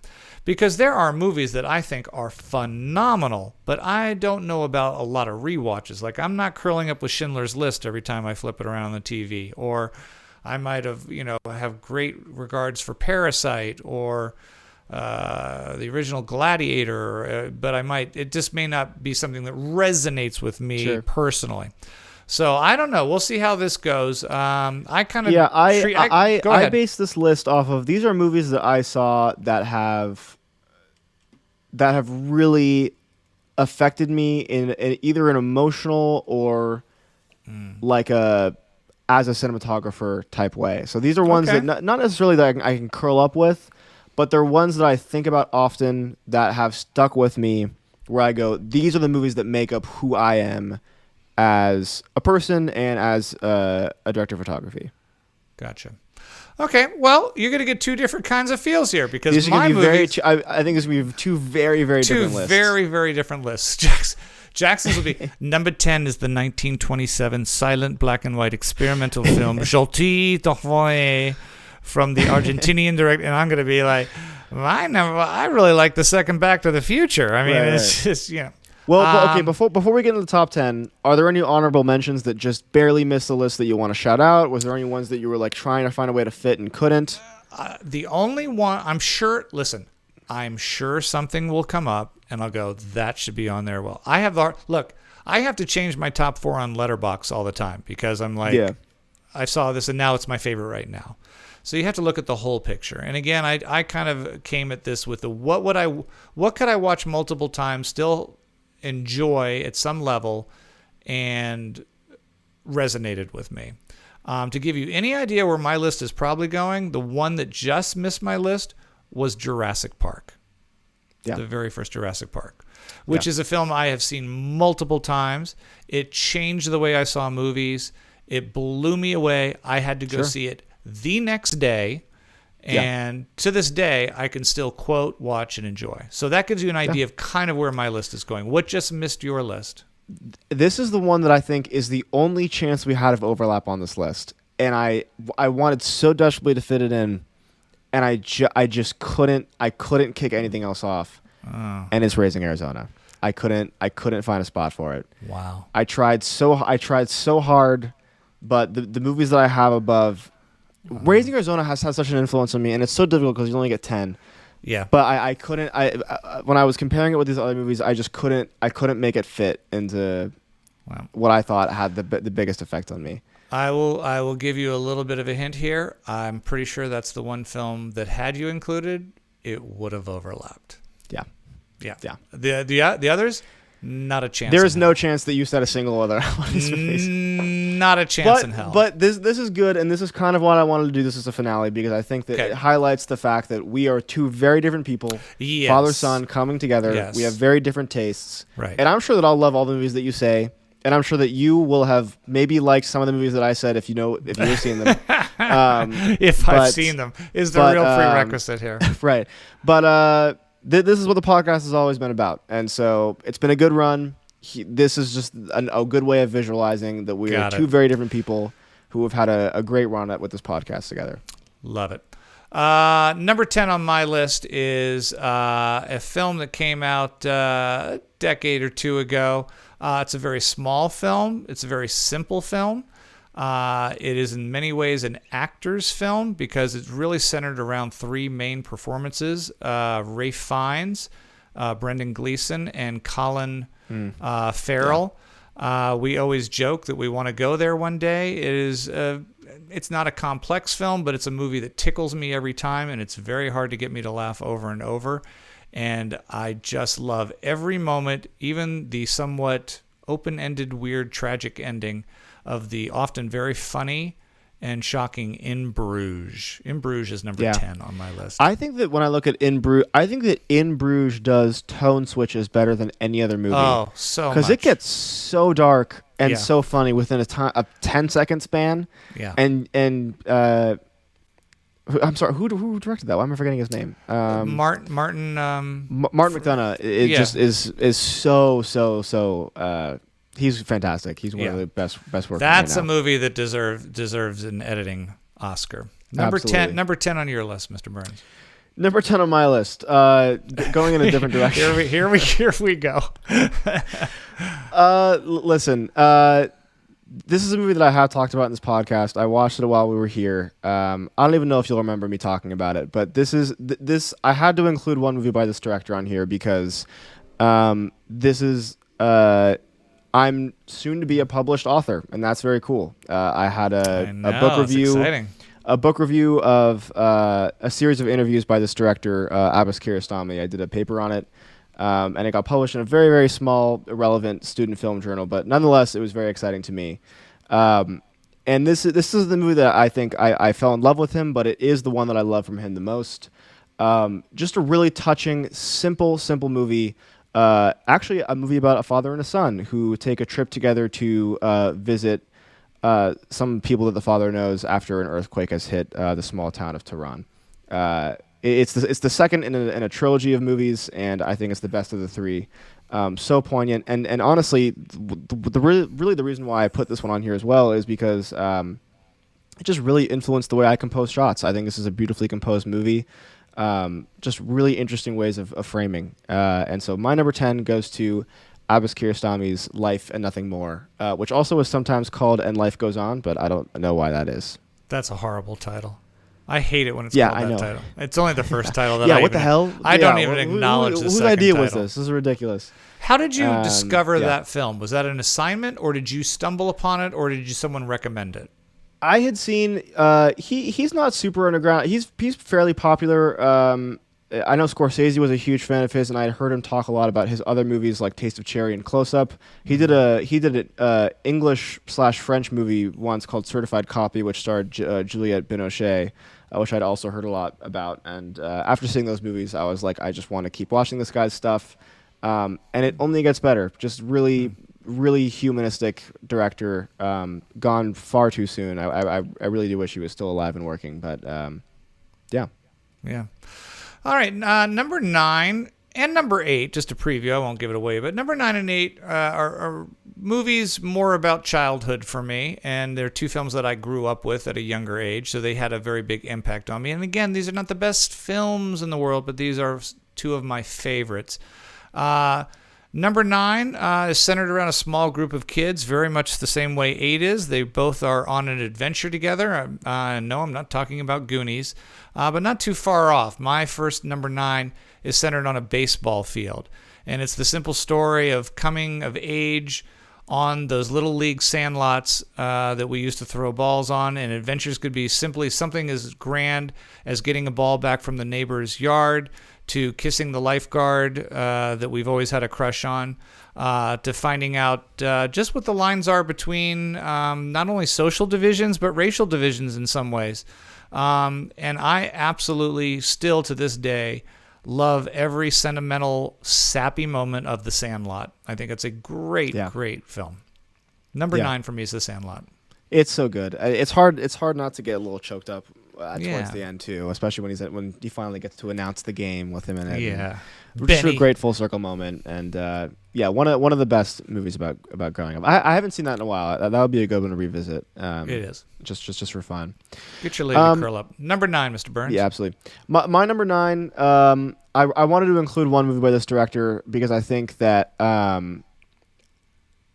I had to research this movie a lot for one of my theses. The way that this movie composes itself is unbelievable, and I really do think this is one of the best acted movies ever. And I think that you would enjoy this if you saw it. It wouldn't be your thing initially, but okay. I think if you gave it a chance, it'd be really interesting. It's one of Akira Kurosawa's only non-samurai movies, and it's just anxiety-inducing and tense. It's a brilliant idea, a great story, and Spike Lee is remaking it with Denzel Washington. See, enjoy that mistake possibly soon. Listen, I'll give it a chance, but just so brilliant. One of the best endings to a movie I've seen in a long time. This one stuck with me for forever. It's the kind of movie where you watch it and you just go, how in the hell did they do this in 1963? It's a movie that is still fresh and interesting now, and it is High and Low. High and Low, yeah. I don't think they're calling it High and Low though in the remake, are they? He's calling it highest to lowest. Highest with to lowest. With the number 2. Number 2. Damn, that's you got to admit that's fresh. That's pretty good. That's pretty fresh. Yeah. You do you get it? Instead of TO, they did a 2. Do you see what they did there?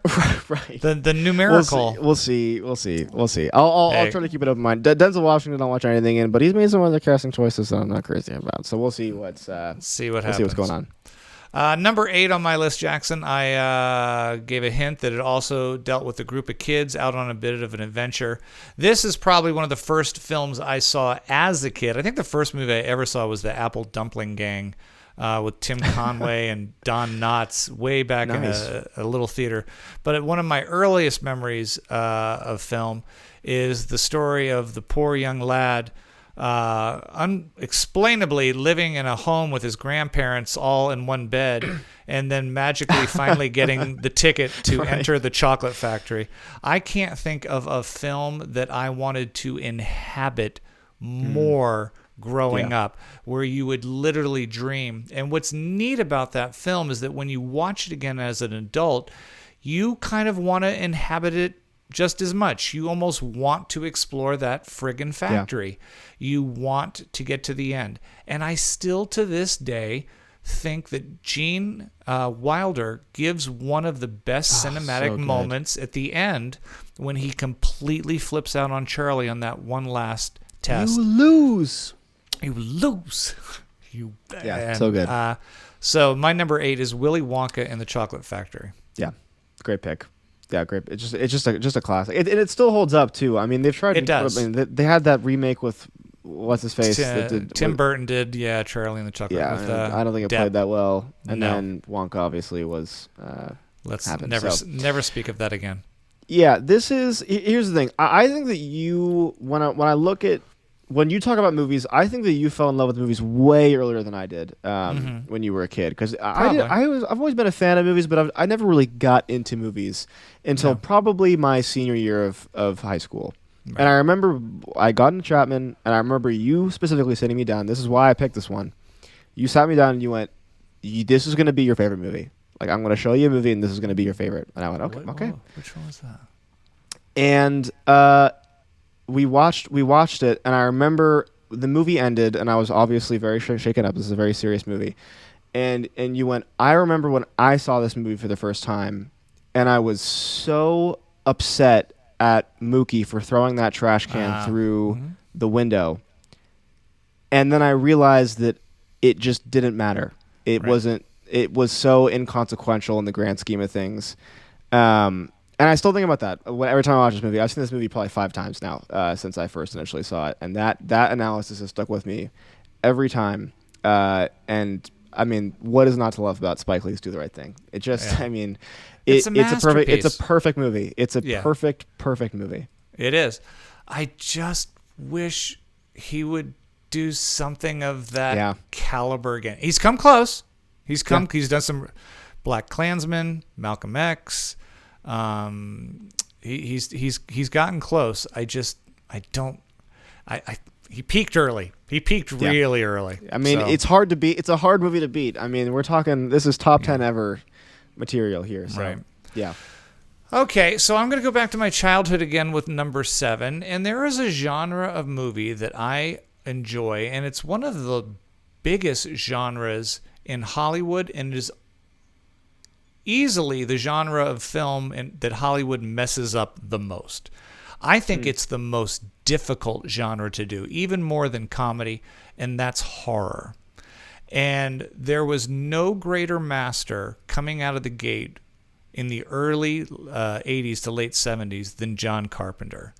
And I think that when you watch and break down the original, the OG Halloween, it is such a perfectly crafted horror film of knowing that they could scare you to death from someone who has not one word, not one line, never runs, and is wearing what we all know now to be a William Shatner mask.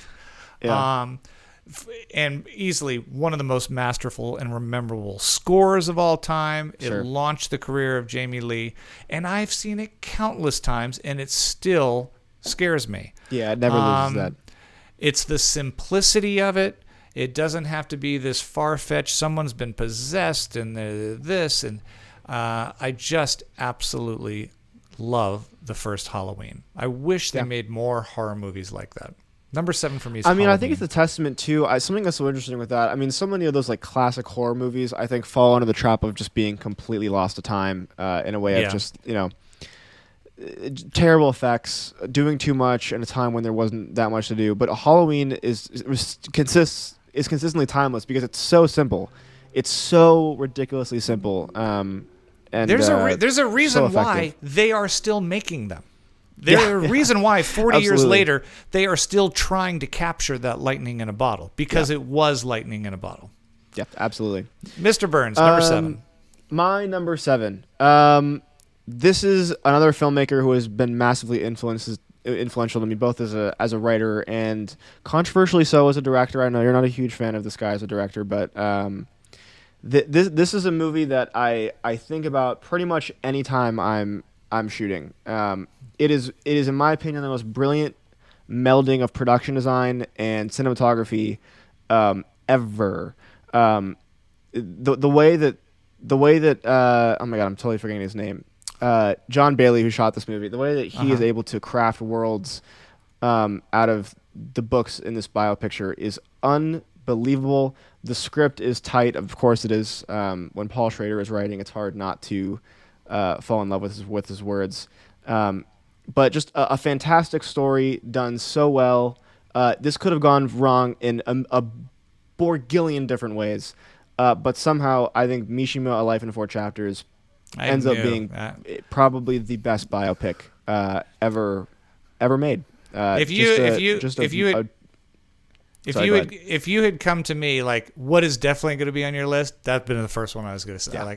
I'm actually surprised it's not higher. Yeah, I mean you'll see what comes after, but this is this is a big one for me. That is the closest I can get to what I imagine the feeling of watching Star Wars in the 70s was like. Right. Where I'm watching it and the whole time I'm just like, how can this be the way that this is? Yeah. All right, there you have it. Mishima: A Life in 4 Chapters. I remember I liked a couple of chapters more than the other ones. I remember that specifically when I watched it. Right. Yeah. Number 6 for me. Again, remember, these are my favorite films. These are the movies that I can watch over and over again. And I would be remiss if I didn't put a movie that makes me laugh and makes me find something a little new. Believe it or not, I find something new in this movie every time. And it's usually the subtleness in the performances from the people who aren't speaking at the time. I will watch the scenes between Catherine O'Hara and Fred Willard, and I will notice what one of them is doing while the other one is talking, or the little physical choices that Guest makes as he's talking about the anticipation of the big play coming up. It is the funniest mockumentary I think of all time, and it just nudged out, because I was only going to put one on here. Yeah. It just nudged out This Is Spinal Tap, which could be here just as much, but I wanted to vary my list a bit. Number 6 for me, if I had to pick one to take to a deserted island and watch over and over, I think because of the actor in me and just the play itself that they finally put up, it's Waiting for Guffman. I mean, it's brilliant. It's one of the best ensemble casts ever. Yes. I mean, all of his movies have just the best people in it. I gotta watch that again. It's been so long, but man, I remember just laughing my ass off. One of my favorite moments is Mike Hitchcock, who has a small part as like one of the town's councilmen, is like watching the show with wide eyes, and then he's just being interviewed in the lobby during intermission, and he's just like, God, I want to be in this. Like, just this train wreck of it. It's just, right. He just wants to be in it so bad. Again, very, very, very, very, very tough. I could easily put, I almost want to say tied for 6 is Guffman and Spinal Tap. But if you force me to pick one, it's that one. That's my number 6. 6 for you, Mr. Burns. Something that I have been really interested in lately is just this idea of absurdity. I think that I find that kind of stuff so funny and interesting and real in a weird hyper real way. I had the most random interaction with a guy the other day in a convenience store who had like a boner poking through his pants, and I was like, this is so, you couldn't make this up. You couldn't write this. Except you can. When you're Charlie Kaufman, you can do whatever you want. And he finds a way to make the hyper real feel like your everyday life. And you're watching his movies and you go, this could never in a million years happen, but I know the feeling of when things like this happen. I know the feeling that he's trying to show right now, and you feel it in your gut. And what is there not to love about one of the best writers of all time, one of the all-time great directors, Charlie Kaufman, like I said, working with probably the all-time greatest actor maybe ever, Philip Seymour Hoffman. I had a really interesting moment watching this. I've seen this movie 3 times now. And the third time I saw it was in the Egyptian. They were showing it on 35, and Charlie Kaufman came afterwards. And this has never happened to me when watching it, but the last scene, I just broke down crying. Unbelievable catharsis. And yeah, there's something so special about Synecdoche, New York, that it's unlike any movie I've ever seen before and since, even from Charlie Kaufman's filmography. Did you see The Master? You've seen The Master. Yes, right? I love The Master. That could have been on this list, probably. Do you think which performance do you like more? Do you still like Synecdoche or the That's what I think from a when people talk about standpoint, Hoffman's best, those are the two that normally come up. It's so hard to say. I think that based solely off performance, I think I like his performance in The Master better. Mm-hmm. I think he's got more range in there. This tends to be more one note. It's Synecdoche, New York is more about the things that happen around him, and the fact that he is non-reactive is kind of the bit of it. But The Master, he's very much active throughout the movie. Right. Just he's so good. Yeah. I mean, I would even argue that Boogie Nights is some of his best work, and he's barely in that. I mean, he comes in for a few scenes and just tears the whole thing down. One of the greats. He was one of the greats. One of the greats. Absolutely. All right. Excellent. And Almost Famous. Choice. I mean, he's got 2, maybe 3 scenes in Almost Famous, and it's the best part of the movie. Dude, you want to know what he's good in? Twisters. What? He's good in Twister. You're right. The first Twister. No, but I mean, it's still Twister. But when he's in it, he's really good. Like he finds a moment in Twister. Yeah. As guy number 4 in the good. van chasing a tornado. So yeah, it's a shame we lost him. My number that's halfway through. My number 5. I pulled a little bit of a cheat, kind of going Guffman, Spinal Tap, interchangeable. They're kind of tied for there. I actually have 2 movies tied for 5th as well, but they work together, and it obviously makes sense. We already mentioned some movies that I saw as a little kid, kind of growing up and going, wow, movies are magical, and movies can take you away, and they can make you laugh. Then I remember when I saw Apocalypse Now. This then told me, holy shit, movies can not only be incredibly emotionally disturbing, they can be important. It is a flawed film, and that is pointed out perfectly in the almost better documentary behind the scenes of Apocalypse Now, Hearts of Darkness. Yeah. And while we could talk about the flaws of the movie or how it went off the rails at the end, it is an incredibly entertaining film to watch again and again. And then to see the documentary, know the backstory, and go back and revisit it and see the way he did find a way to cut it together and the way he did get a performance out of these guys that were filled with drugs at the time and dealing with Dennis Hopper and Brando as an insanity, and still pull together a movie that I've seen the cut, the director's cut, the extended cut, and I love all of them in every iteration, and I still can curl up and watch it from beginning to end. So my split choice is the documentary Hearts of Darkness and Apocalypse Now for number 5. I'll accept it. I mean, it's really. Again, it's been said a million times, but it's just a miracle that it ever even came to fruition. Complete accident, should never have happened.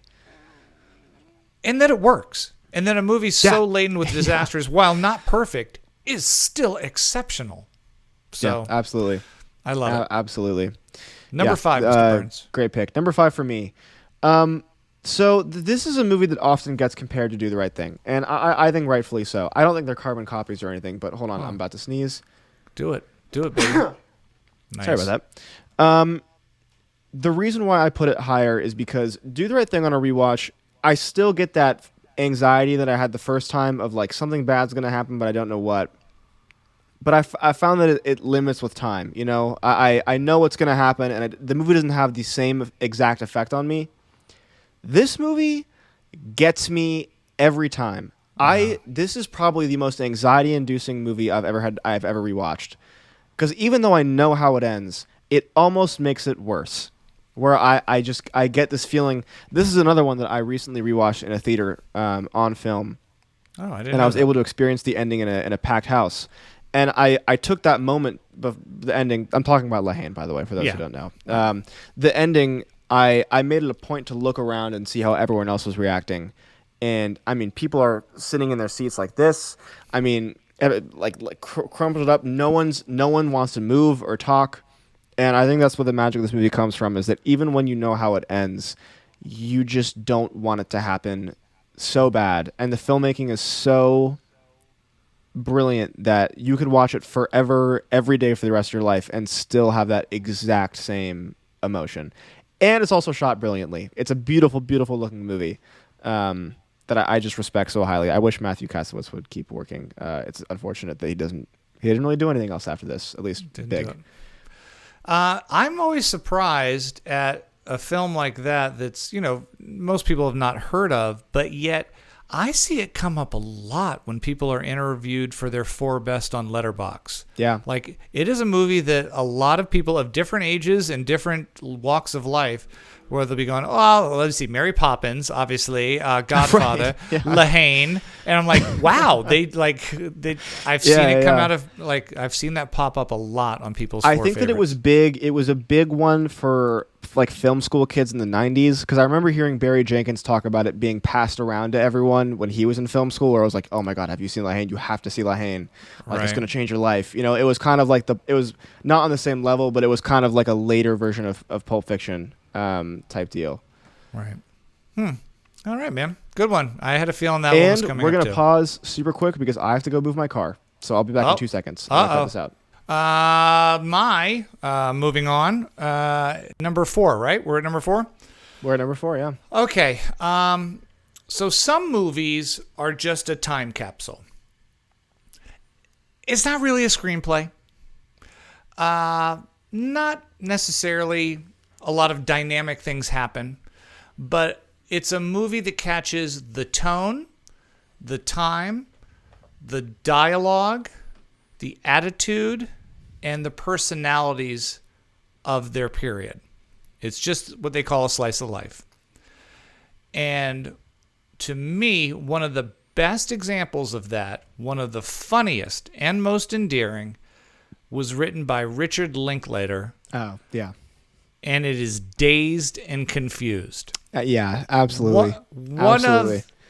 It is a series of scenes, but every scene is perfection. And you have world caliber actors like Parker Posey and Matthew McConaughey and Ben Affleck. And then you've got some people who are not the best actors in the world and disappeared into the ether world. But it all works together. And as much as I know, and who knows what's coming up on your list, his Sunrise and Sunset series, I still, to this day, just think this is his crowning jewel. Absolutely. It is a movie I have seen 30 times and will probably see 30 more times before I die. My number 4 is Dazed and Confused. It's a great pick. Great pick. I mean, it's so quotable, instantly just launches the career of so many people. Just brilliant work. Yeah, and a great. I'd love to know how much was improv, or if any, because it is just a brilliant dialogue-ridden script. It's not a great story. It is no story. It's one night. It's just one night, but so good. Number 4, Mr. 100%. Number 4 for me. This is a more recent release. This is one that I was thankful enough to have been able to see in theaters during its release. It's one that me and you talked about when it came out here on the podcast. I don't really know what to say about this one other than it's just brutally humanistic. It is all about flawed characters and the faults that we have in ourselves and how we're constantly working to fix ourselves. The underlying need to just figure out what it is you want to do with your life. And watching this as a freshman in college, when is there a better time to be thinking about these things? The worst person in the world just knocked my socks off. Yeah. Oh my God! I'm smiling just thinking about it. Brilliant ending, brilliant dialogue. The dialogue in this movie is so unbelievably real. Joachim Trier is already a master in my book, and I cannot wait to see what he does next. That's definitely an honorable mention on my list. It was on my short list of films when I was writing stuff down. So that we were very close to a duplicate there as well. That would easily be in my top 20 films. Favorite. Absolutely. Again, it's favorite. And that's very. It just depends. You can say a movie's great and maybe it just doesn't touch you quite the same way. Number 3 on my list of my favorite films of all time is a movie I have seen multiple times. It is almost, I would say, if I meet someone and they go, I'm a huge fan of movies, and I go, I'm a huge fan of movies too, I'm going to ask them what their opinion of this movie is. And if it is not, that is a masterpiece, we have nothing else to discuss because they don't deserve to be on my level. Mordecai is learning his ABCs. Yes. I'll be taking these Huggies too. Nobody's gonna buy. You gotta get your dipped head. It is. Visually, and I think I've told you the story. I went and saw this in an empty theater with a buddy of mine back in the day. There was like maybe 2 other people in. It tanked at the box office, and I have to this day never cried and laughed so hard as the first time I saw the Coen brothers' masterpiece, Raising Arizona. Number 3, Jackson said it just missed it. It's just, it's so good. It's Raising Arizona. If you don't appreciate and love Raising Arizona, we just have nothing else to talk about. We have nothing to talk about. You're Nothing tasteless, else to talk unfortunately. It's how could you not love that movie? Just unbelievable. I was so happy that my girlfriend recently watched it with me, and she loved it so much, and I was like, good, because there was I didn't tell you there's a lot riding on that watch. A lot riding on that. That's the make it or break it right there. Yeah, great pick. All right, just the best. Great pick. We're down to your top 3, I should say, Jackson. What is number 3? These last 3, we're gonna get a little serious here, guys. Okay, we're gonna get a little bit into Seriousville, some serious territory here. Your favorite is your favorite. It's whatever. Of course. This is another one that I saw recently. This is a movie that came out in the 90s. I liked it so much, I got a piece of it tattooed on my body. It is. There's a great quote Ari Aster said in an interview once. He was doing his top 10 movies actually, and this movie came up. And he said, "It is impossible to watch this movie and not think that you're watching the best thing that's ever been made." A Brighter Summer Day is a masterpiece. It's long. It is an epic proportion film. But at its core, it is just about a guy who was born in the wrong time, in the wrong place, trying to hold on to some semblance of his innocence. I love this movie so deeply. And I think that part of it is that, as a cinematographer, it's a beautifully shot movie, but the lighting is directly tied into the story. Like, the way that he interacts with light and flashlights and the hang light that I have tattooed on myself is at the core of the movie. And there's something about that that's just interests me so much. I was so lucky to have watched this in a theater. This movie has one of the most shocking left turns of an ending I've ever seen, and they somehow made it work. Yeah, it's such a brilliant movie. I'm having trouble even finding the words for it. But A Brighter Summer Day is one of those ones that you watch and you go, this is going to stick with me for the rest of my life. Instantly. Instant classic status. Nice. Yeah, you better fucking like it because it's on your body now. It's on you forever. So, yeah, I definitely, for sure. Cut to 40 years from now, you're like, it's kind of like number 80 on my list now. It dwindles I over don't know. time. It just kind of lost its charm. Didn't hold it all. But yeah, this was so good. This is it's a 4-hour movie. The day after I saw it in theaters, I rewatched it with the director's commentary because I was like, I just have to know more about this. I have to know more. Wow. Yeah, that good. There you go. Number 3 on my son's list of favorite of all time. Number 2 on my list will come as no surprise to my son and anyone who knows me that well. I have a soft spot when it comes to father-son stories. I had not the best of dads in my life, and have tried very, very hard to be as good a dad as I can to this stinker over here on my camera right. So I've always it's always hit me harder when there's a father and son underlying theme.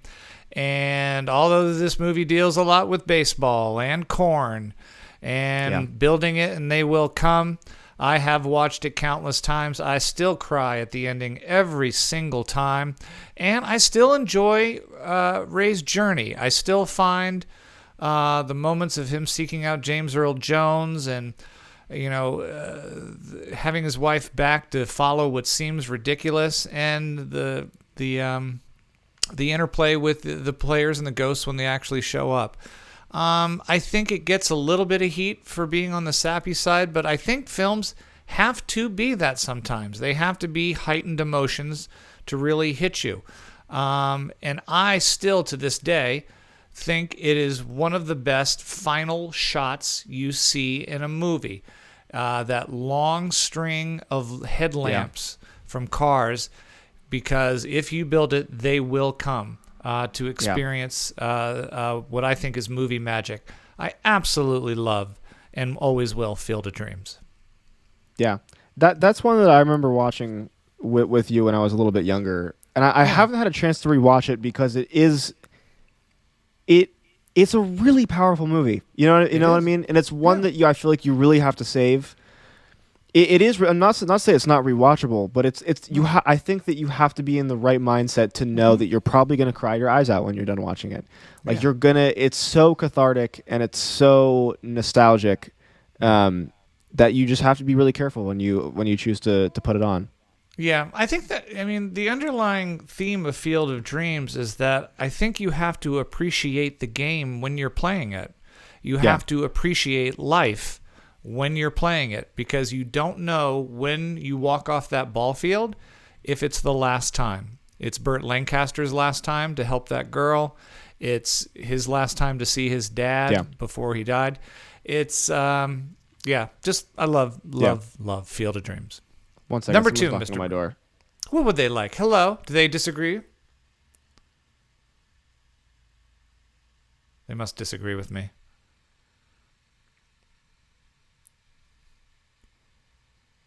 Oh, he needs something. He needs a case. A case is being delivered. Is that a drug? Did you just do a drug drop, Jackson? He appears to be speaking with someone at the door. Is money being exchanged? No. Was that a drug deal? Did we just witness a drug deal? Yes. Okay. No. It was a suitcase full of drugs. One of my roommates needed to borrow some equipment. Love it. Number 2, sir, on your list. I really don't know what to say about this one, other than I knew when this came out and I saw it for the first time in theaters, I made it a point to watch it in theaters as many times as possible. And not because it was like a super rewatchable, I had a fun time, but because I understood its importance immediately. And I knew that I needed to take it in as many times as I could while I could on the big screen, because I strongly would contend that 20, 30, 40 years from now, This is the movie that we are going to talk about defining art in the 2010s. Or 2020s, the 2020s, I think. Megalopolis? The Beekeeper, actually. The Beekeeper. No. Yeah. God, I just... There are some movies and some directors who have such a heavy hand over the form, and Jonathan Glazer is one of them. And Wow. Yeah. Okay. I don't know what else to say about this movie other than again, 20, 30, 40 years from now, we are going to be talking about this in the same way that we talk about, in my opinion, The Godfather. I think we're going to be talking about this in the same way that we talk about some of the great movies ever made, The Seven Samurai. This is a movie that will go down in history, if not for lack of trying, for me personally, as just somehow perfectly summarizing the current political climate, frankly. Yeah. So yeah, my number 2 goes to Zone of Interest. It's a movie that has stuck with me infinitely. Has influenced the way that I shoot things, has influenced the way that I think about where I put my attention to. I cannot give enough love to this movie. It is viscerally important. What did Zone of Interest lose the Oscar to? It was nominated for Best Film. It was last year? Oppenheimer. It won Best International. It won Best Sound. And maybe one other thing that I'm forgetting. Do you think Zone of Interest beats, not whether it should, do you think it beats Parasite if they were both out the same year? Do I think that it would, or do I think that I would want it to? No, do you think it would?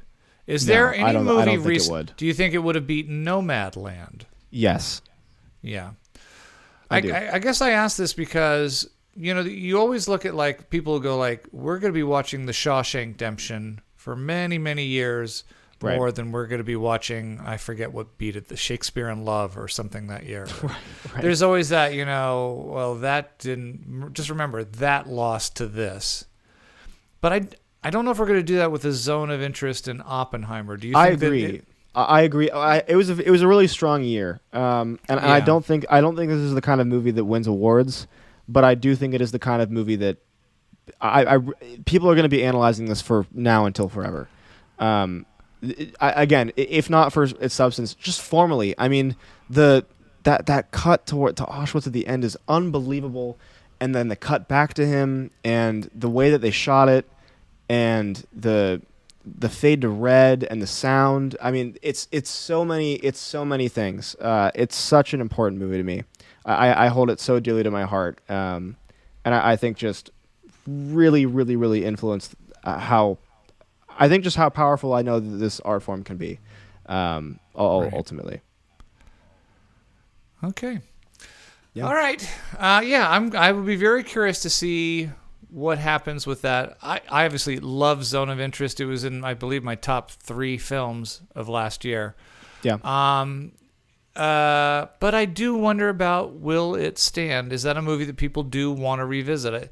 Again, it's like you can turn on the TV every day and you'll see, like, oh, Godfather is showing. It's always on. You don't see Schindler's List a lot. It's a movie that sometimes is just so heavy that people go, I don't know how many times I can take that ride. Yeah, maybe I agree with you on that. Maybe I misplaced that. I meant more so in the way of legacy, of being one of the greats. Not in like a rewatchable way, but I guess Schindler's List is a good comparison. Right. I do see it being one of those. Yeah, where you just see it kind of moving up lists of all-time greats. Like, you know, when someone puts together their list 30 years from now, you're like, I don't know if you remember this, but that film, and people go, oh, yeah. Oh, yeah. Yeah. All right, well, that leaves us with our number 1 movies here on our final episode of PGN Podcast for now. Maybe we'll do one-offs once in a while. Who knows? To shock you people. With that said, Jackson, I think I know your number 1, or I have a pretty good guess. I definitely know your number 1. And you think you definitely know my number 1.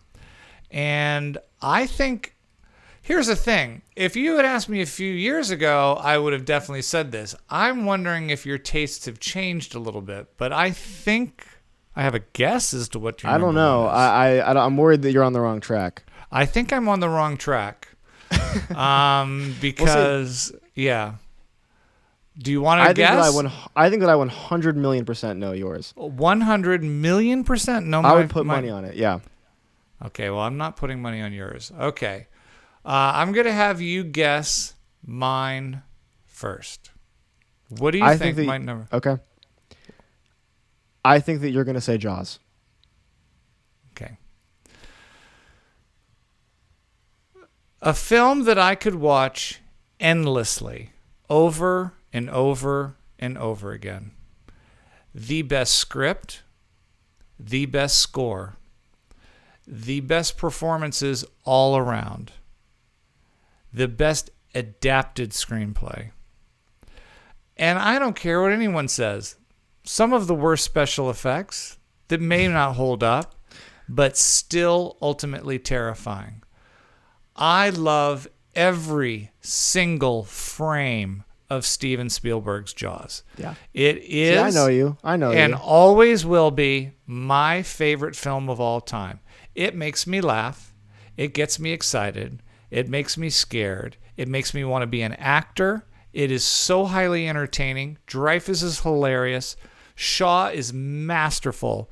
And Roy Scheider plays the perfect straight man. It is such a good movie. I could simply watch them in that boat talking about the monologue of the Indianapolis going down 8,000 times over.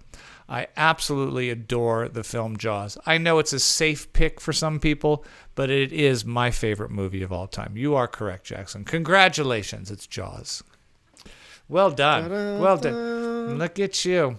Yeah. Oh, speaking of which, you just did the theme. Rocky, also an honorable mention on my list. Did not quite. You gotta love it. Yeah. Did not quite make it on there. Wow. So I have a feeling I'm off on your number one. So what do you think it is? Oh, boy. I thought it could be Everything Everywhere All at Once. But I'm sensing you've cooled on that since its heyday 3 years ago now? Yeah, maybe 3 or 4 years ago. 3 or 4 years ago. But have you cooled on it so much that it dropped out of your top 10? Because that was a movie you watched over and over and over again. And I think you still very much love. But have you grown away from it or seen things since then that have trumped it? And I'm trying so hard to think, is there something... part of me wants to say the animated film about the man, about the... It's Such a Beautiful Day? It's Such a Beautiful Day. That was something I know that touched you so deeply. I guess, Jackson, I'm going to have to stick with Everything Everywhere All at Once, but I have a feeling I'm wrong. And by the way, follow-up, I do want to hear why it no longer is in the top 10, if that in fact is not it. Okay. Okay, my number one pick. This is... I wanted my number one to be... okay, I'm graduating college in about 3 months, and then I'm out of here. Hopefully. Yeah, right. If everything goes according to plan. Yeah.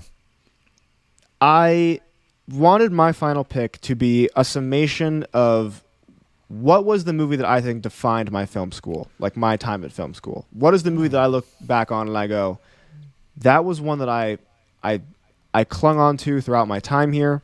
That's one that I could rewatch a million times and never get old of it. And more importantly, I wanted to be a filmmaker that I think has become important to me. My freshman year, when I walked into the American Cinematheque Theater to watch Naked for the first time. Oh, damn it. Damn. I know, I was surprised you didn't think of that. Yeah. I had absolutely no idea what to expect.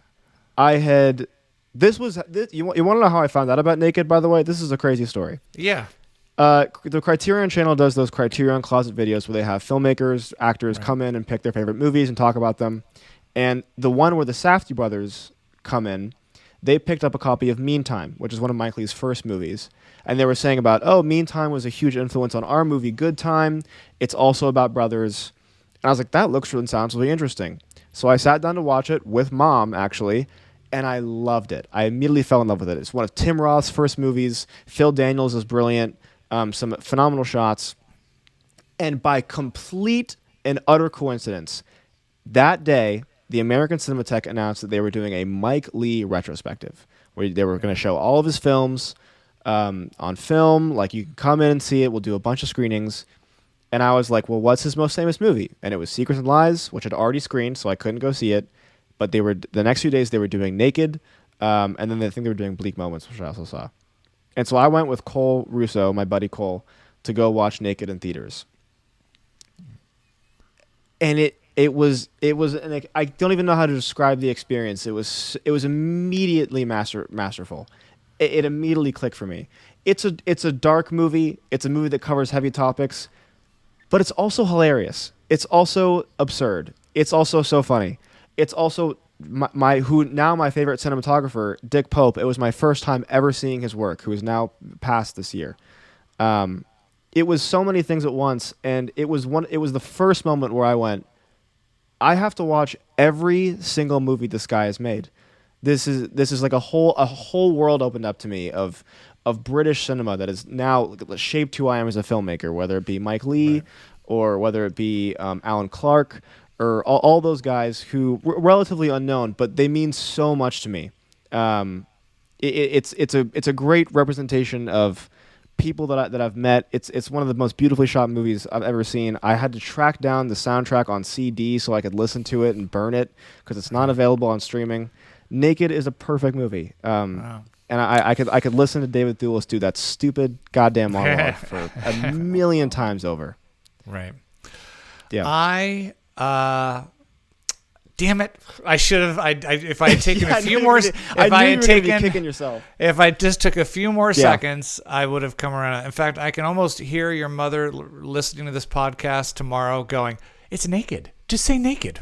Why aren't you saying? Why isn't he saying it's obviously naked? Why is he?" She's gonna be like, "You idiot! Everything, everywhere." All right. Everything Everywhere is still a great movie. I have cooled on it a bit. I think that some of the humor hasn't stuck with me as much. It's still very powerful to me, and I hold it very dear. But I don't know. It didn't stick with me as much as I thought it had. Well, that's the neat thing about movies. Why does a movie like, Willy Wonka stick with me and another movie that's just as cherished not? Or why does, why do you tire of something? Why do you find yourself suddenly watching that over and over again? And people are like, yeah, it's a great movie, but what makes it ring about you? And to be honest with you is, that's one of the things that I've loved having these last 4 years with you is that I'm glad that you have found a love for something similar to what I have.